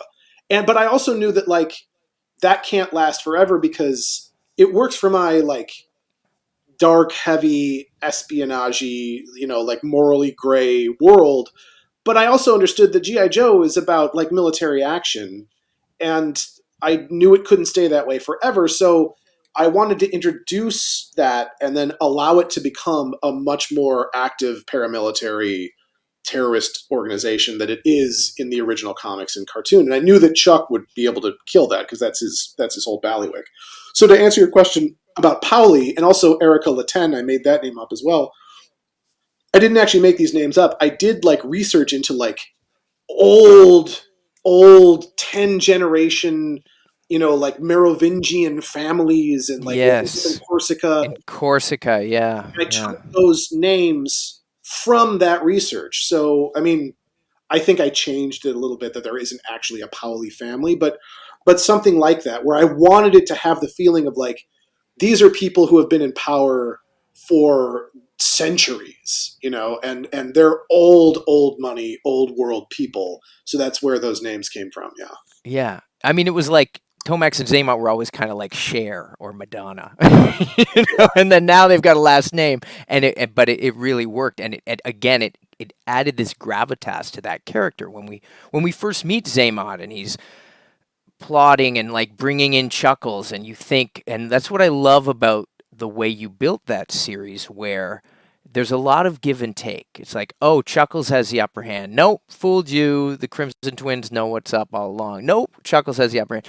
But it all makes sense. And that twist, and we can spoil it here because I'm sure everyone knows, but when Chuckles does shoot Jinx, that was like, oh, this is real. And this is beyond like I don't know what to equate it to. I think of other comic things like how Alan Moore took all the old Charlton heroes and turned them into Watchmen, of course, and Frank Miller even taking Batman, but Batman, was such a well-known character, but then when the Dark Knight Returns vibe of really like darkening the character, which changed Batman's course forever. And I feel like what you did, like instantly what you did with Chuckles, from the start of that series, we're like, okay, this is a guy who, like you said, from the G.I. Joe cartoon movie, maybe he's like, who is he? He's kind of just this big lug, is he a joke? But he's an undercover guy. And if you had the toys and knew the file card, you knew he was the G.I. Joe undercover agent, the Hawaiian shirt. But he is now, when he makes that, unforgettable, when he shoots Jinx, all bets are off. And you're like, where is this going? And instantly that character has now, I'm not sure if you're following the action figures or the current state of things, but Chuckles receives some really high profile attention now. Like there was the San Diego Comic-Con exclusive this year was a Chuckles figure. I saw that. And I hope yeah. And I feel that is definitely like a nod to your work on Cobra. I mean, like Chuckles has not, like he was instantly changed, and all these other characters, and Tomax and Xamot. So to stick to the Crimson Twins, I was always fascinated by them. And in the cartoon, they ran extensive enterprises, and they always, they're in charge of the Crimson Guard, and the Crimson Guard always looked so cool.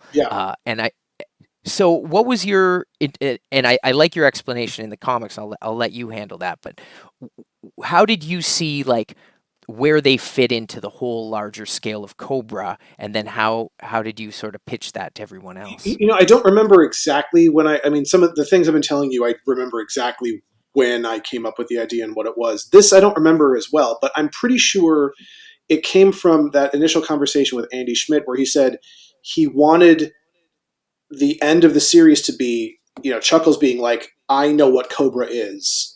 And then realizing like, oh no, I just saw a tiny part and it's actually so huge that I was wrong. And I think that spurned the idea of like, well, he could be dealing with Tomax and Xamot and their fiefdom and think like, oh, well, that's Cobra because it's sort of self-contained. And then realize like, no, it's way more. These aren't the guys behind the chair. There's people way above them and all over the world. And so I think that's initially why I zeroed in on Tomax and Xamot, was specifically because in the original conception of them, they had their own sort of business, like a forward-facing, like legit business front, and they had their own personal army, which was like, a mini version of Cobra. So you could do that, and that's I think where that originally came from, and then it just it's all in the conception of how Cobra would work. I mean, all of this stuff I just made up. I did do a lot of research into like old families, and I definitely did a lot of research into Joe characters. And every time I introduced a new Joe character, even if I was pretty confident that I knew who the character was, I still went back and read old issues to see if there was stuff that I could take or use as Easter eggs, or like bring out some shading of a character that was there that I'm might not have been aware of otherwise. So I did do a lot of that. But in terms of like how a terrorist organization operates, or like even how military units, I made all of that up. I had no idea. And Chuck Dixon is so well versed, and he knows that stuff so well, and so does Larry Hama. I mean, Larry served, obviously. I don't think Chuck did serve, but he's a military history guy. Like those guys, they know that stuff. Oh yeah. And I knew that any amount of research that I could do in the months that I had to write this comic would not come close. So I didn't even really try. And that's also part of the reason why it helped me that Chuckles is out there on his own. I don't have to use a lot of like, well, how would a SEAL team infiltrate? Like, I didn't even need to know any of that stuff. I could just make up whatever Chuckles did. Though I will say, and this is the only time that I will toot my own horn, but it was such a big moment for me. I got to meet Tom King a couple years ago at San Diego at the Eisners, after the Eisners one night. And I'm a huge fan of Tom King. And if anybody knows Tom King, he actually worked in the CIA previous to being a comic book writer. And his first big book, The Sheriff of Babylon, is a lot about his experiences in Iraq, and it's one of the greatest comics of the past 15 years. Yeah. He came up to me. Got it over here. Yeah, and he I came up to me. agree. He was like, Mike Costa. And I was like, yeah, nice to meet you, Tom King. And he goes, you wrote Cobra. And I go, I did. And he goes, I read that while I was in the CIA. And I was like, oh my God. And I said, That's crazy. I just made everything up. I hope it wasn't ridiculous because I was making up. He was like, no, I loved it. He didn't tell me it was realistic, but he told me he loved it. And that matters. The idea that some guy in the CIA was reading my comic book about undercover, that's mind-boggling. So, yeah. Well, it's fantastic, and I mean, I'm sure if you think of all the spy stories of lore, I'm sure a lot of them weren't written by people who had CIA experience. Yes. But and it rings so true, and that's fantastic. Yeah, definitely shout out Tom King. His Vision comic too is Great. Not CIA, but wow, I love that one. He doesn't just write espionage. Obviously, he's fantastic. Yeah. Writing multiple genres, but. Totally. Oh, yeah. But in the context here, you touched on something that I think is really poignant and relevant. And it keeps coming up. Like the great thing about G.I. Joe that I've always loved is, yes, you've got your base in this realistic military idea and modern military, always sort of on the cutting edge of things. But there's always been, going back to the 60s, there's always been this more, the outlandish side of things. Yes. And I find the stories that work the best are able to incorporate both of them, where you get this really unique fusion, which is unlike any other military stories. You think of, I don't know, Sergeant Rock or something. Like, there's something that makes G.I. Joe G.I. Joe. And it is because Cobra is a bit, they're outlandish. They're wild. And however you interpret that, whether it's space aliens and, mutants who live in the Himalayas, or if you interpret that as, wild, the twins and what you did with Cobra and like your interpretations and the mystical cults with Serpentor and everything like that. Like, you have to have that other, the weirdness coupled with to balance out the modern military. And I think, again, Cobra, it really fused those two perfectly. And with the twins, what I really enjoyed was, so these are two characters that were familiar if you watch the cartoon. Tomax and Xamot, they finish each other's sentences. They can feel when the other one gets punched, et cetera, et cetera. But you really added that with the history and like who they are and what they're,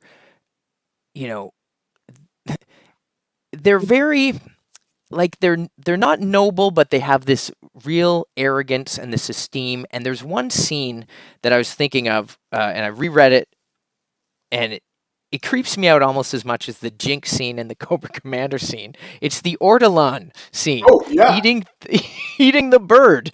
Like, now that's like it's a French songbird or something. Yes. And so this is a real thing. So explain, people.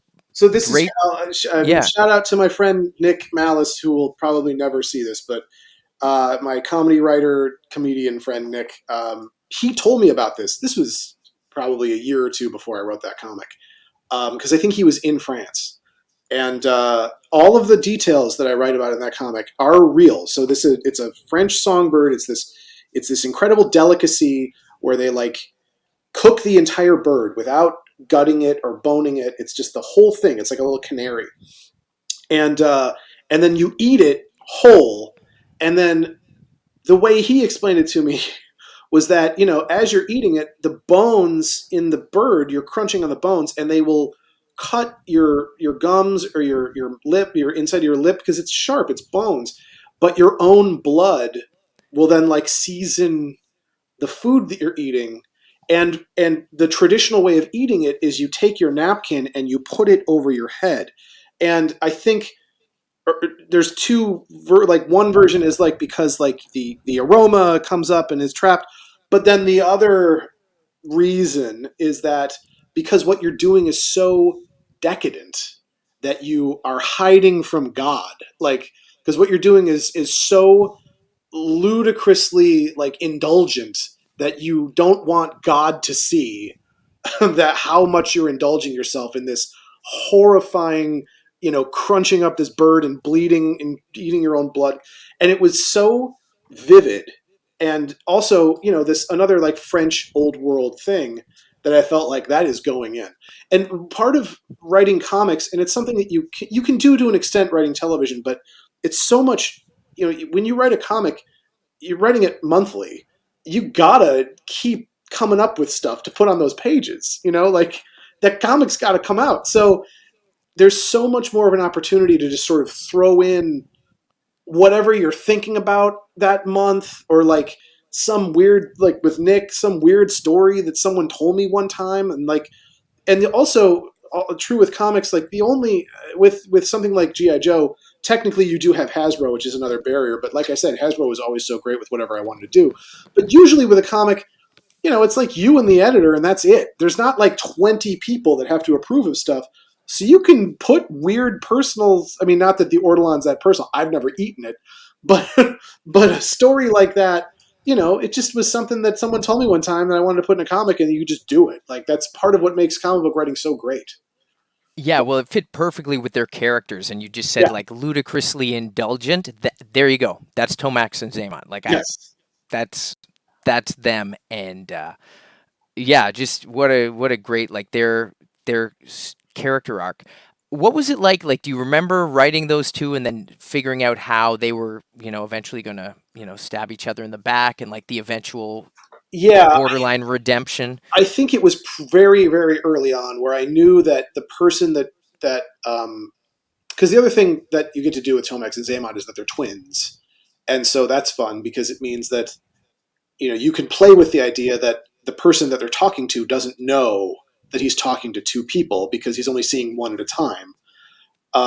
Which we kind of did. I don't know how, if the reveal was all that crucial. I think the reveal works better for the reader because the reader is familiar with Tomax and Xamot. And even though we did put in some hints in the comic earlier, I'm hoping that a lot of people came to it and they were surprised to discover that Mr. X was actually mostly Xamot, but then the idea is that sometimes it was Tomax, you just never knew who.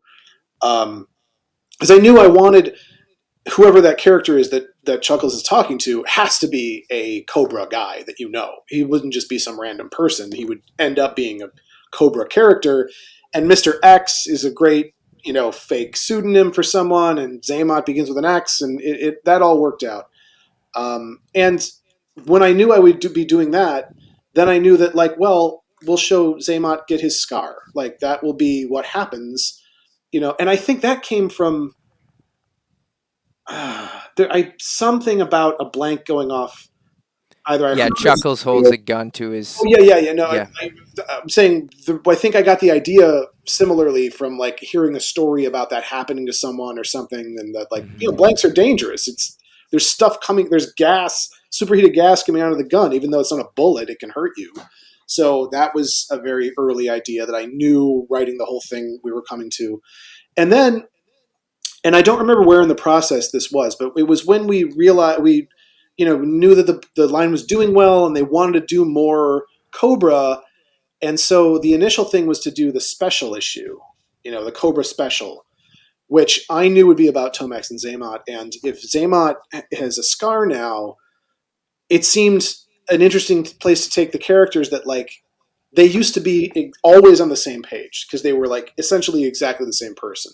But now that one of them looks different, he starts to feel alienated from his brother. And he starts to kind of take on his own personality outside of his twin. And that would be a major source of drama because Tomax would not understand it. And it's not that Xamot ever becomes a brother or a traitor or, somebody who's trying to go like join the Joes or something, but I knew that would be a great place to like make those characters distinct and interesting, something interesting to do with those characters who, like you said in the cartoon, they are the same person. They finish each other's sentences. They're exactly the same, except one has a scar and their costumes are like mirror images of each other. And I also like the idea that, like, our comic isn't a place where you can do the whole you punch Tomax and Xamot feels it, but that there's a wound that one of them suffers that does cause a wound between the brothers. That felt like a more grounded version of that, like, hurt one and you hurt the other. That's kind of what happens. Chuckles hurts Xamot, and Tomax is hurt also because it ruins their relationship ultimately. Mm-hmm. And that special issue, you mentioned Watchmen. I wrote it to be a mirror, the way that issue 6 of Watchmen is the Rorschach issue, where if you look at panel 1 of page 1 and you look at panel 2 of page 22, because 1 is on the left and 2 is on the right, they would be mirror images. And you do that through the whole issue, and then there's a double page spread that's the two of them in opposite places. And that was because I didn't just want to do it with the art the way that they do in Watchmen. I wanted it to be, and they don't even really do it in Watchmen. That's the thing. That comic gets way more credit. It's not actually, the panel layouts are symmetrical, but what happens in each panel is not symmetrical with this mirrored panel. But in my comic, it is. And the language is also, where it's like, if on page 5, panel 3, they mention the North Pole, then on page 17, panel 2, they mention the South Pole. Like I wrote that over the course of 2 nights, making myself insane. And when it was over, I was like, no one's ever done this before. This is my masterpiece. I'm going to get an Eisner for this. Like, this is good. It's the first time a G.I. Joe comic's ever going to get an Eisner. This is incredible. And then it wasn't nominated, and no one ever mentioned it. But I'm proud of it. I'm proud of it. Didn't it win? There was an award, like an MTV award or something, right? Yes, it did. It was named by MTV. There you go. And so I did get some recognition. That's true. And there you know go. MTV, like, hey, that's a mainstream publication. It's maybe even better than an Eisner, because nobody in the world knows what an Eisner is, but people know what MTV is. That's right. I mean, I didn't know MTV reviewed comics, but I guess I didn't until they listed that. I was like, hey, thank you, MTV. Hey, music and comics are my life, so I appreciate that. That's super cool. So with what happens with Xamot, he's in the submarine with Chuckles. Yes. Then we have Tomax out on his own. So this is sort of where you take things, because they continue. So the Cobra series ran. There were the mini-series, and then it restarted. Yes. And then things like they do with all comic book crossovers, you have to buy every issue of the different titles, and then things get confusing. Yes. And then they're like, okay, we're just going to restart it all. And it came back as Cobra Files. Yes. Which was a bit more, how much of that do you remember laying out, or what your plan was for where that was going? It's so interesting, because I remember the early stuff so much more clearly. Maybe because it was all new and it was so exciting, and I knew that I was working on something that was really different and interesting, and I had all these wild ideas, and then by the time Cobra Files, I'd been doing it for a few years, and I still am very happy with Cobra Files and I like it, but I don't think it had the novelty.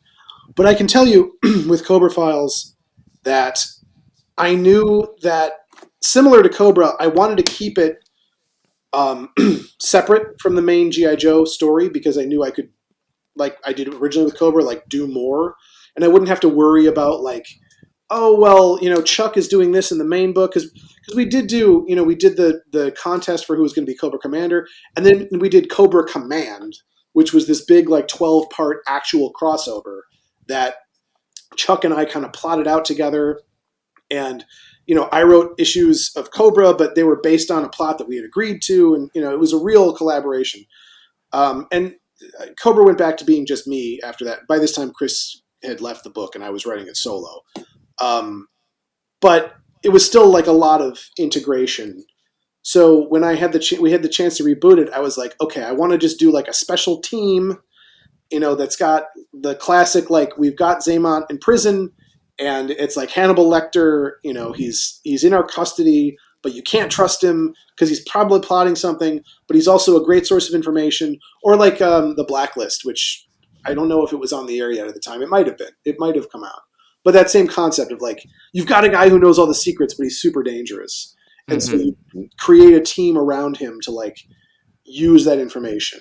And that's really where that came from. And at the time, I was rereading one of my favorite authors, James Ellroy. I was rereading his Underworld trilogy, and The Cold 6000, one of his novels, takes place in Las Vegas. So that's why I said it in Las Vegas. Because I was like, that's a place. That's a cool place. You know, you don't see that a lot in G.I. Joe comics. And I thought it made sense that Xamot would own, or Tomax would own a casino because, you know, it's a lucrative kind of quasi-shady business. So, Oh, for sure. I feel like if there wasn't a Sunbow cartoon with that plot, there should have been. right, and they're Like the made. Cobra Casino. Yeah. So yeah, and that was just more opportunity for me to continue because at that point I didn't necessarily have a master plot so much as I was, you know, I had developed all these characters, Firewall and Chameleon, and to a certain extent Lady J, and I got to keep telling stories about them, and that was sort of what I was pursuing through the Cobra Files, and that was more of a seat in my pants, like, okay, what's the next arc going to be about, and who will we introduce in the next arc, and it was less planned out. I mean, I knew that it was always going to end with Tomax escaping somehow, and unfortunately, the end came a little sooner than I had necessarily expected. I think it only went like 9 issues, but you know, comics just weren't selling. But yeah, it was less. I mean, that initial Cobra trilogy of the Chuckle story with the Serpentor in between, that was all planned out very early on. The Cobra Files and then the stuff, you know, with Cobra Command and all those crossovers, that had to be planned out because we were working on it together. But then starting with that, after that, I did like Son of the Snake about Cobra Commander's son, and then the October Guard. A lot of that stuff was like, okay, what's the next story? Ooh, Cobra Commander's son. That's a good thing to do. And like, what will be my take on that? And it became a fun game of like, okay, well, what's the, you know, G.I. Joe IDW Cobra version of this story? And that was the real fun that I was having working on the book then, of coming up with that, like, who are the October Guard in this universe, and you know, who is Flint. Flint was always my favorite character as a kid. I liked him so much more than Duke. I think because Duke seemed like a dick to me, but Flint seemed. Yeah. And I always thought that Lady J was cooler than Scarlet. And I don't know if this is even true, but in my mind it was like Duke and Scarlet were an item, but Flint and Lady J. I mean, that probably wasn't in the cartoon, but it was in my young kid brain. So I always liked Flint, and I got to bring in Flint, and I really liked the idea of bringing in like a Captain America type guy into this world where he does not belong.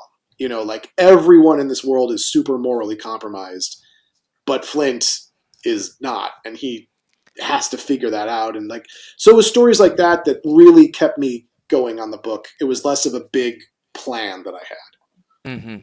Yeah, I'm with you. I always loved Flint. And again, another reason I loved the Cobra series, because these were the characters we didn't get in every other book. I've read Duke comics a million times. You know, it was great, you know, but that's because, and you said early on, it's, you know, G.I. Joe has such a pantheon of characters. Yes. Why would we just keep using the same 12 characters over and over again when you have all these great guys just sitting there ready to be like explored?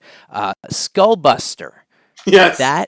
So Skullbuster, I'm very curious, and I do actually want to talk more about Chameleon as well, but how did you land on him? Because I liked him as a figure. I was like, this is like a purple range viper. He's just kind of weird. And then there was, I think he was touched on briefly in the Devil's Due comics. Yeah. But we hadn't really, and it was like, this guy's kind of a badass.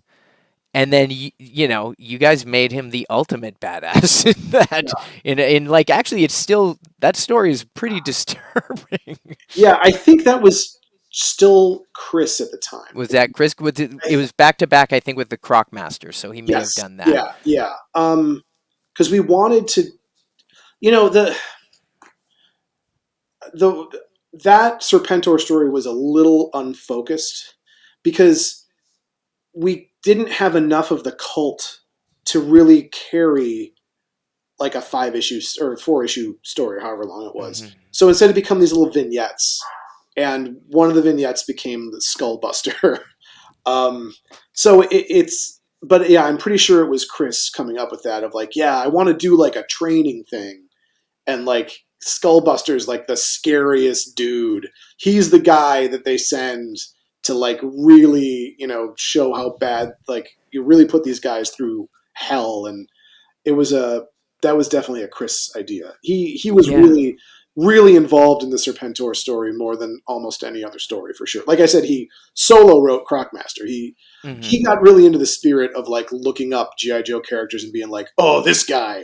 I think he also was Venomous Maximus. Like, he was like, we got to Yeah. do Venomous Maximus. This character's crazy. Who he is crazy because the original Venomous Maximus, I believe, was like a clone of Hawk or something. Yes, it was something bizarre. Something bizarre. Speaking of, you're saying Duke, you felt he was always kind of a jerk. You made Hawk kind of a jerk in the Yeah, and that was definitely, there was definitely a choice, because I was like, well, here's a guy, he's got to send these people essentially to their deaths, like, and he knows that like what he's asking people to do is kind of monstrous, like, and he's got to take that on himself because that's what it takes to, or at least that's what he believes it takes to defeat these people, the threats in the world. Like, you need somebody who's almost as bad. But I tried to give Hawk, the way that, like I said, it was originally mapped out as a trilogy, but in between each series, there's a single issue. It gets a little convoluted because the final single issue is like Cobra 13. It's not its own special, and the first two are. But that was also very specifically structured, where the first special issue is Tomax and Xamot, it's the bad guys. The second special issue is Chameleon. It's a bad guy becoming a good guy. And then the final special issue is Hawk, a good guy ostensibly. And that's another thing you get to do in comics, is like structure stories where, because they're individual issues, you can break POVs. TV shows do this, but it's less easy to do. And it's something that a big inspiration for me was Bill Willingham's Fables. That he would do these long story arcs and then do an issue from a completely random character's point of view that doesn't even have anything to do with the main story. And then, like, 3 storylines later, that person's in it. And I love that you can do that with comics. And so I did that, and, I got to tell a story about Hawk that hopefully gave you, and it was also a story about Chuckles too, because it's Chuckles' letter to Hawk, obviously. Where maybe it gives you some insight into who this guy is and why he had to do that. But yeah, he had to be a dick. He had to be. Also, he probably personally was. It's not just like, oh, I don't want to do this, I have to. I think that's who he is. Yeah. No, and I love that. And honestly, had you done a Cobra series that was just a spotlight single issue every month, I think that would have been great. Or like done it every, it was just, they were always very welcome. I was like, these are always great and well thought out. And I'd like to talk to Christos one day, and I'll bug him about the Serpentor stuff. And I'm a fan of his work too as well. And your other work, like on Transformers and things like that. So I had read, I think when Cobra came out, I had been reading the Transformers stuff, but maybe I hadn't paid attention as much to things. I was like, oh, Mike Costa, what else has he written? And I went back and found, I know you did a few spotlight issues and things. And I remember reading the Ironhide comic when it came out, and I thought that was really, really good. And I know this is a G.I. Joe thing, but I thought it was all the stuff was really cool. But I was like, oh, great. And this was another way of like, and what I liked about IDW in general, about what they were doing with these Hasbro properties, was exploring, going a bit deeper, going beyond those other characters. So how did that come about when you worked on Ironhide? So that, I would say, I mentioned the Bill Willingham Fables. Definitely the thing that most typified that was Transformers. I structured my Transformers run to be like Bill Willingham's Fables. Like, you do an arc, and then you do an individual issue about some character, and then you do another arc, and then you do like a 2-parter. And the Ironhide thing was, I knew that we were going to kill Ironhide in the first issue because it's like a big shocking death. But then we were building up what the Transformers mythology was and how it all sort of worked. And I came up with this idea that he could come back to life, but he'd be rebooted, but it would be a younger version of him because that was the last version that was like saved, and so he could come back, but he wouldn't remember anybody or anything. And also in the IDW universe at the time, Cybertron was like a burnt out shell that was infested with all these like Insecticon type things.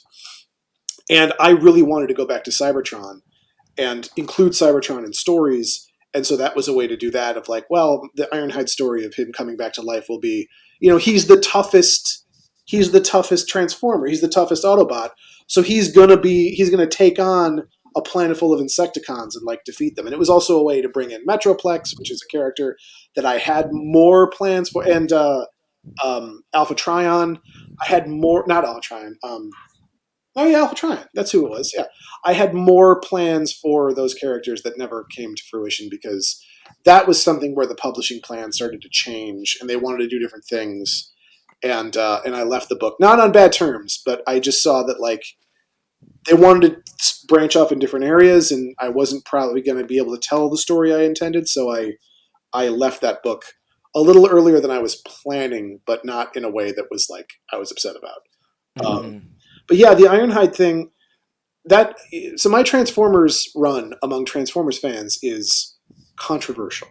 I feel like my G.I. Joe run is very beloved among G.I. Joe fans, which I'm very grateful for. But my Transformers run, Transformers fans are a different kind of fan than G.I. Joe fans, and there's a lot more intensity, and I think there's a lot more dedication to different versions of, you know, Simon Furman's Transformers, or like some people, they're dedicated to the various cartoons or the file cards, and they're all kind of different. And I didn't have as much love for my series, but the thing that I feel like is the most loved is that Ironhide series. People It's like great. it. And I Yeah. would say the artist Casey Collier, I just wanted to call him out because the art we were getting back for that was so good that for the final issue, I knew it was going to be like a big slugfest between Ironhide and like a million Insecticons. They're technically not Insecticons, but whatever. And I just said to Casey, look, man, this is going to be like a 10-page fight sequence. What if I just tell you basically what happens, and then you draw it however you want? Because for people that might not know, when you write a comic book, when you write what's called full script, I'm writing like page 1, panel 1, you know, close up of Ironhide. He's angry. Panel 2, wide shot. We're in the med bay. He's getting up off. I describe everything, panel by panel. But Casey was doing such an incredible job that I was like, hey, man, I'm just going to sort of like write the beats of the action, and then you decide how to draw it. And I've never done that with another artist before. And he just did such an amazing job. That art is so good. It's some of my favorite art that I've ever had in a comic that I wrote. That's awesome. Yeah, it's great. I had the issues, and I do have the trade pape. Yeah, and it's really nice. And yeah, I've got going through them here. It's very nice, and I've got like the Cobra stuff here. Yeah. You do me a favor and open up the Ironhide, and I'm so embarrassed. The colorist, she was a woman. What is the name of the colorist? Alrighty. Joanna LaFuente. Joanna LaFuente. Yeah, she and Casey both just crushed it. Yeah. Highly recommend if people have not read this, because I know we got a lot of Joe fans watching this. And yeah, the Cobra. So the Serpentor story, it's interesting because, again, I have this, like I have your comics in like 3 different versions. I've got the single issues, this beautiful hardcover. I pushed them for that. I wanted that so bad, and they did it. I'm not going to say they did it for me, but I begged them that they would put the whole Chuckle story in 1 volume, and they did. I'm so glad. Yeah. At this point, I think I'd had it in the other versions and the soft covers. And it's interesting because this covers the full Chuckle story, which is, you know, reading it like this, the way it builds, and it's amazing. It's wild to think that you did start as this 4-part miniseries, but then it just becomes such a complete story. Yeah. And, you know, like anyone, you know, I write as well, and, you know, devouring media, film, novels, whatever. My biggest pet peeve, you know, when you read, I'm sure like everyone, when a story doesn't conclude well. And there's authors that I've just stopped reading because I'm like, they never know how to finish a story. Yeah. But I will say that these finish perfectly, like just as well as they start. And it's like, you've always thought it through, and the payoff is worth the entire adventure. Thank I told you I'd be gushing over you. you. Well, This thank is. I mean, it's been like 15 years almost. you. It has. When was It has. this? 2009? What year are we in? 2023? I mean, it's crazy. So, and it's so, I'm really cognizant of your time, and I appreciate Oh yeah. you. I mean, I was 28. I was still in my 20s working on that comic. I was working for a director named Martin Campbell, who probably best known for doing Casino Royale, the first Daniel Craig James Bond movie. But he also did Goldeneye, the first Pierce Brosnan James Bond. He was the only director to launch 2 different James Bonds.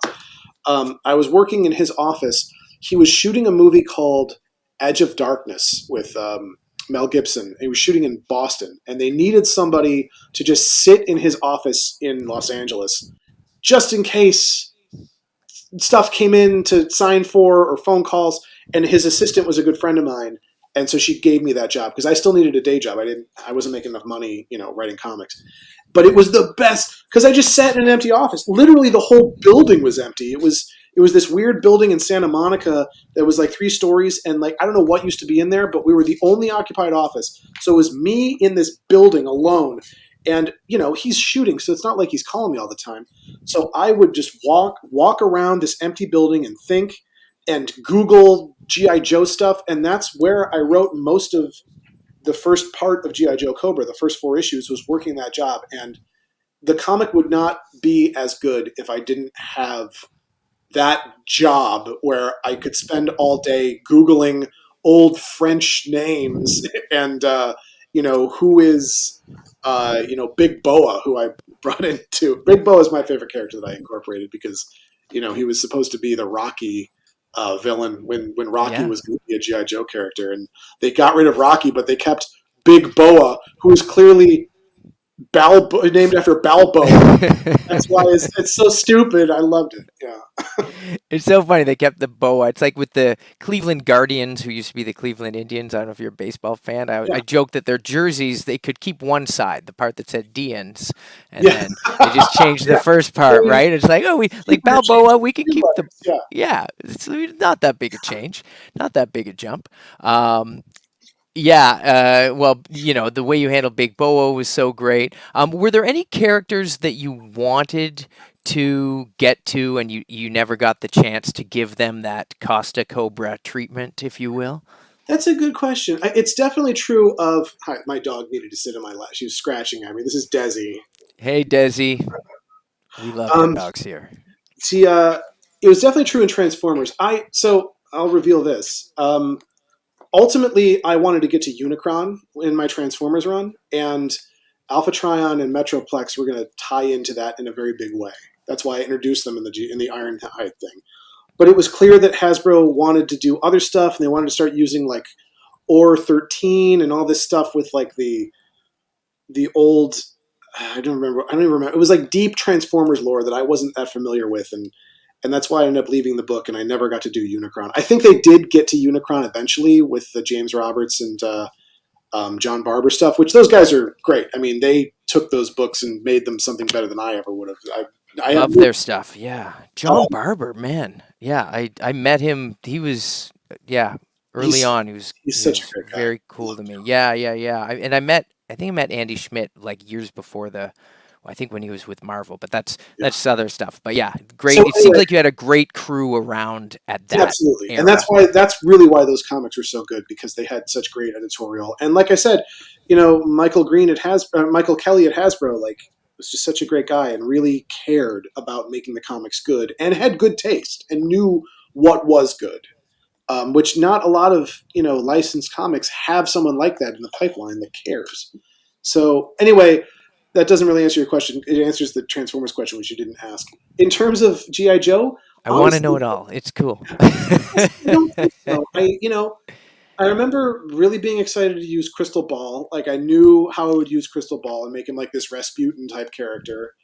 And like I said, Big Boa, because it was just so dumb, the character Big Boa, and using him. And who do we eventually get to? Like, those are the last really wild characters I feel like that I really incorporate. I mean, the October Guard, but I had less. Yeah, no, or I guess Cobra Commander's son was kind of the last really like vaguely kind of like obscure, strange character that Mm. very different the way I used him. And then I came back to that character in Snake Eyes, Agent of Cobra, which was the last thing I did for GI Joe, and I probably would have done more after that, but they were just changing the whole line, and that was when they integrated the Transformers with GI Joe, and Oh yeah. I never really understood how that was going to work. Not that they even asked me. I mean, at that point, I was not really writing for them anymore, so it's not like they came to me and I was like, I can't do this.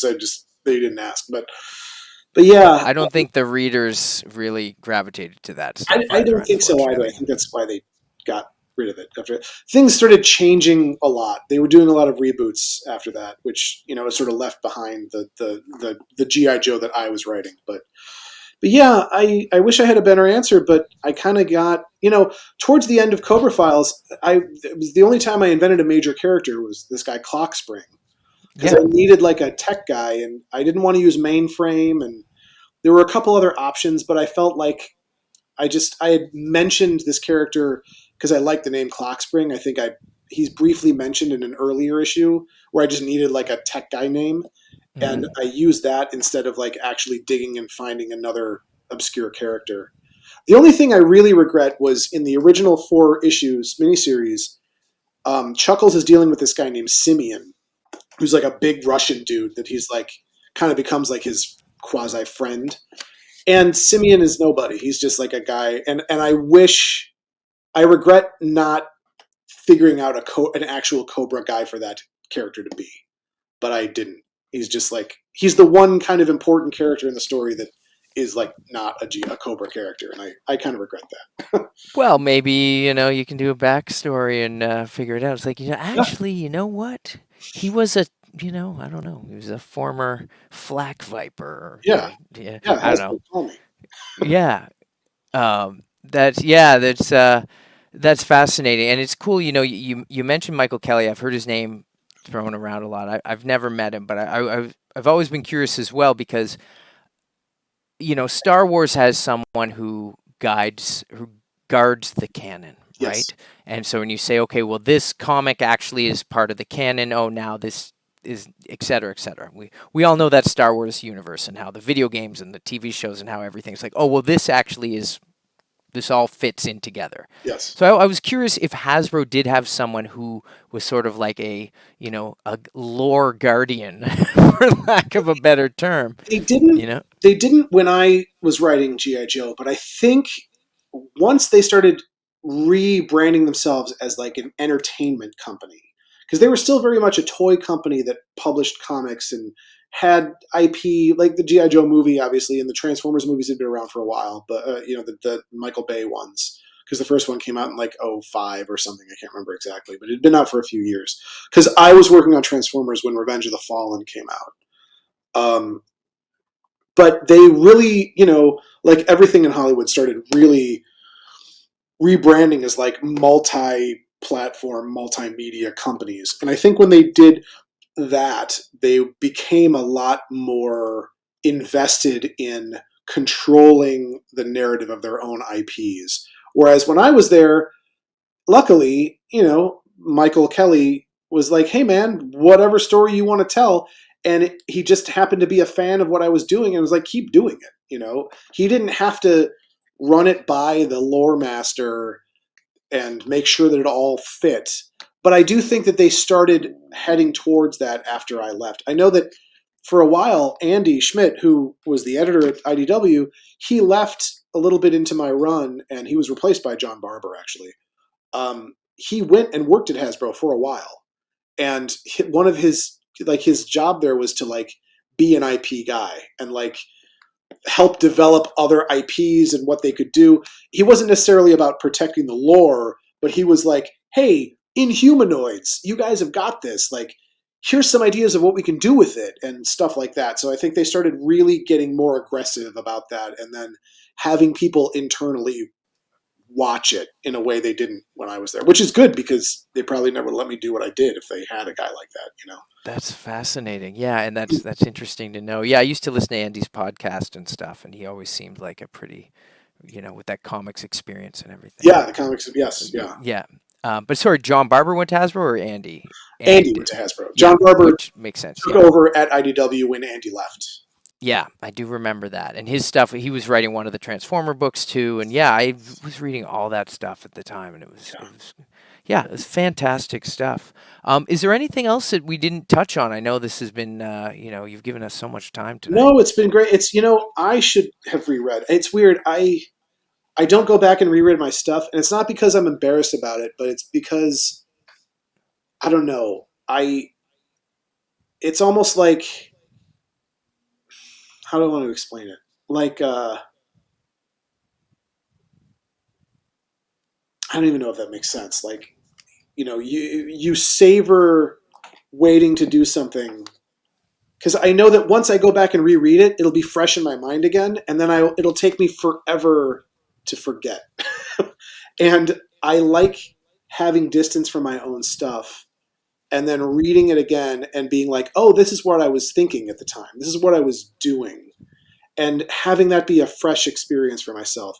So I actually haven't reread Cobra since I was originally working on it. And only last year or the year before did I go back and reread my Transformers stuff. But I should go back and reread Cobra now that we're talking about it, because I think part of it too was that I love Cobra so much. I think it still might be my favorite thing I've ever done in comics. I worked on a comic called Web Warriors for Marvel, which was kind of like Spider-Verse before the Spider-Verse movie. Ben Reilly, right? Yeah, Ben Reilly. Yeah, I read that. Yeah.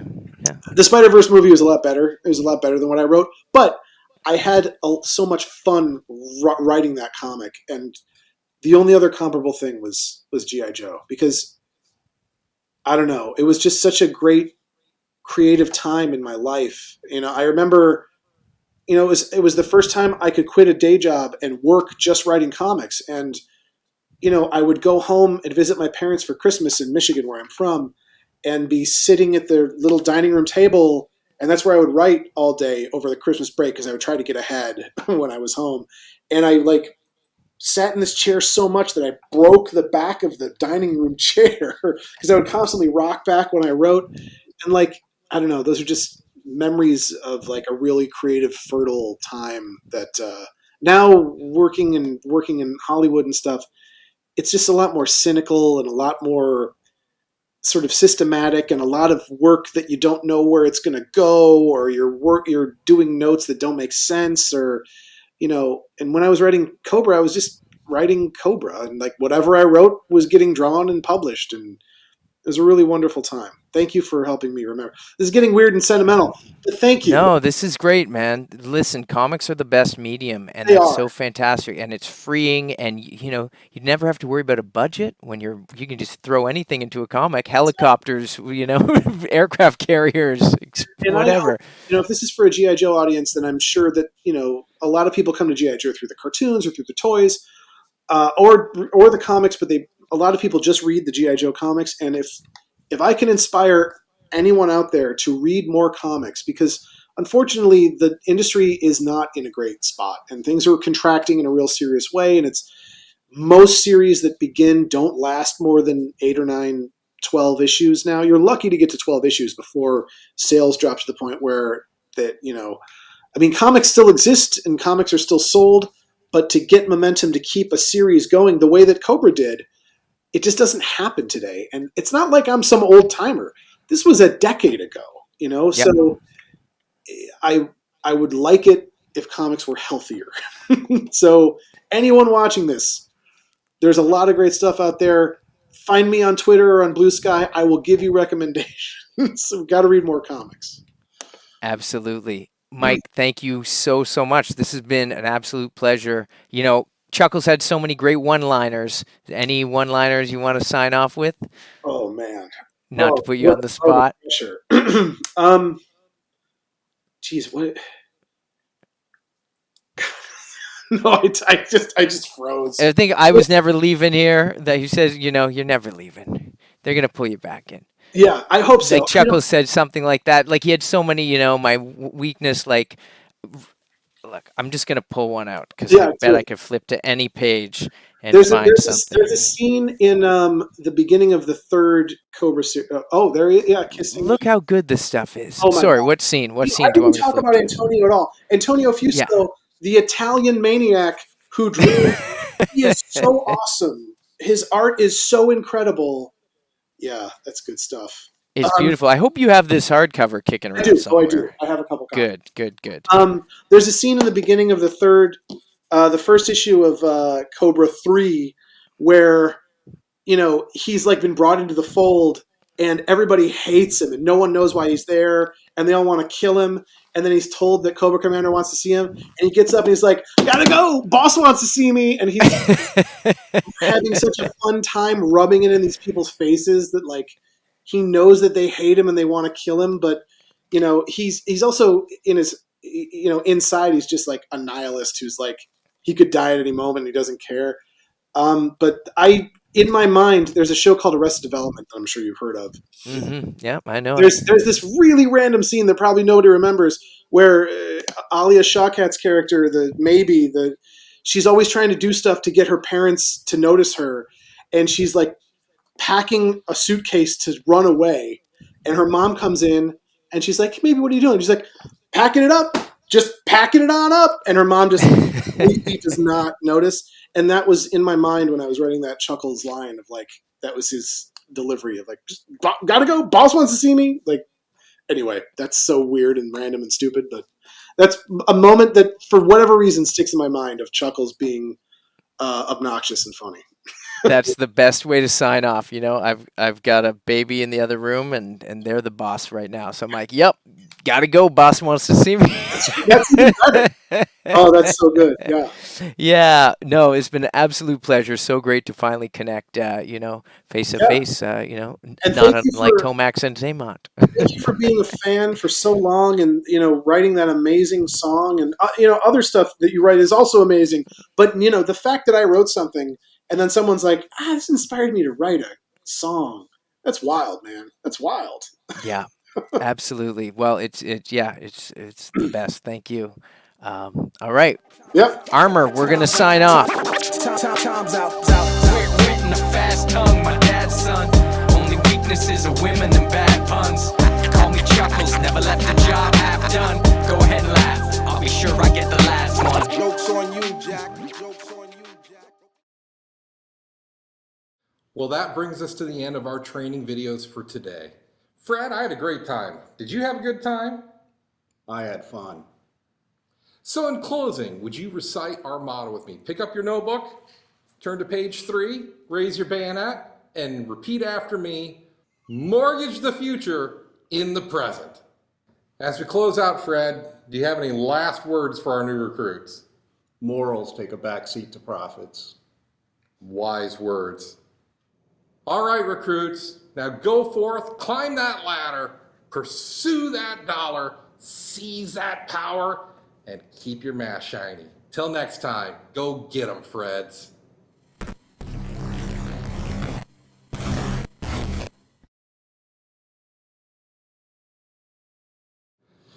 Hey guys, thanks for tuning in. We appreciate all the support, loyalty, and followers. This has been real fun. We want to shout out and thank Dan Klingensmith. We want to thank David Allen. We want to make sure to thank Patrick, not Picard Stewart, and Philip Donnelly, along with Word Burglar and all our special guests. Yeah, we look forward to doing some more of this, and stay tuned for more information coming up. Maybe about another A.R.M.O.R, but definitely about A.R. Yep, stay tuned. November, be watching the Facebook, Instagram, and all the online sources. We've got big things planned. We need to say thanks to everyone who helped out with the kits this year. A big thanks to Mark Gerwig again on designing the 6-inch weapons kit. Brian worked on all the art stuff that you see. We had help from Dak and David again, putting the kits together. If you got any questions, issues, problems, make sure to reach out to us. But we really hope you enjoyed them. It was a labor of love like it always is. But I felt like we had a lot of fun putting this year's armor kit together. Yeah, definitely. And What- the show is great too. Appreciate everybody's hard work and dedication. Want to shout out for all our support and fans. It'll be great. And can't wait to see you guys all in November in Des Moines. Yep. Make sure to tune in November 4th, Hy-Vee Hall at the Iowa Event Center. Be there Friday if you can. We'll have events going on that day, but early bird registration or the early bird show floor. And then also Saturday, our normal event for the kids and everyone else that'll be there, including panels. So stay tuned for more info, and we hope to see all you guys in Des Moines November. Thanks.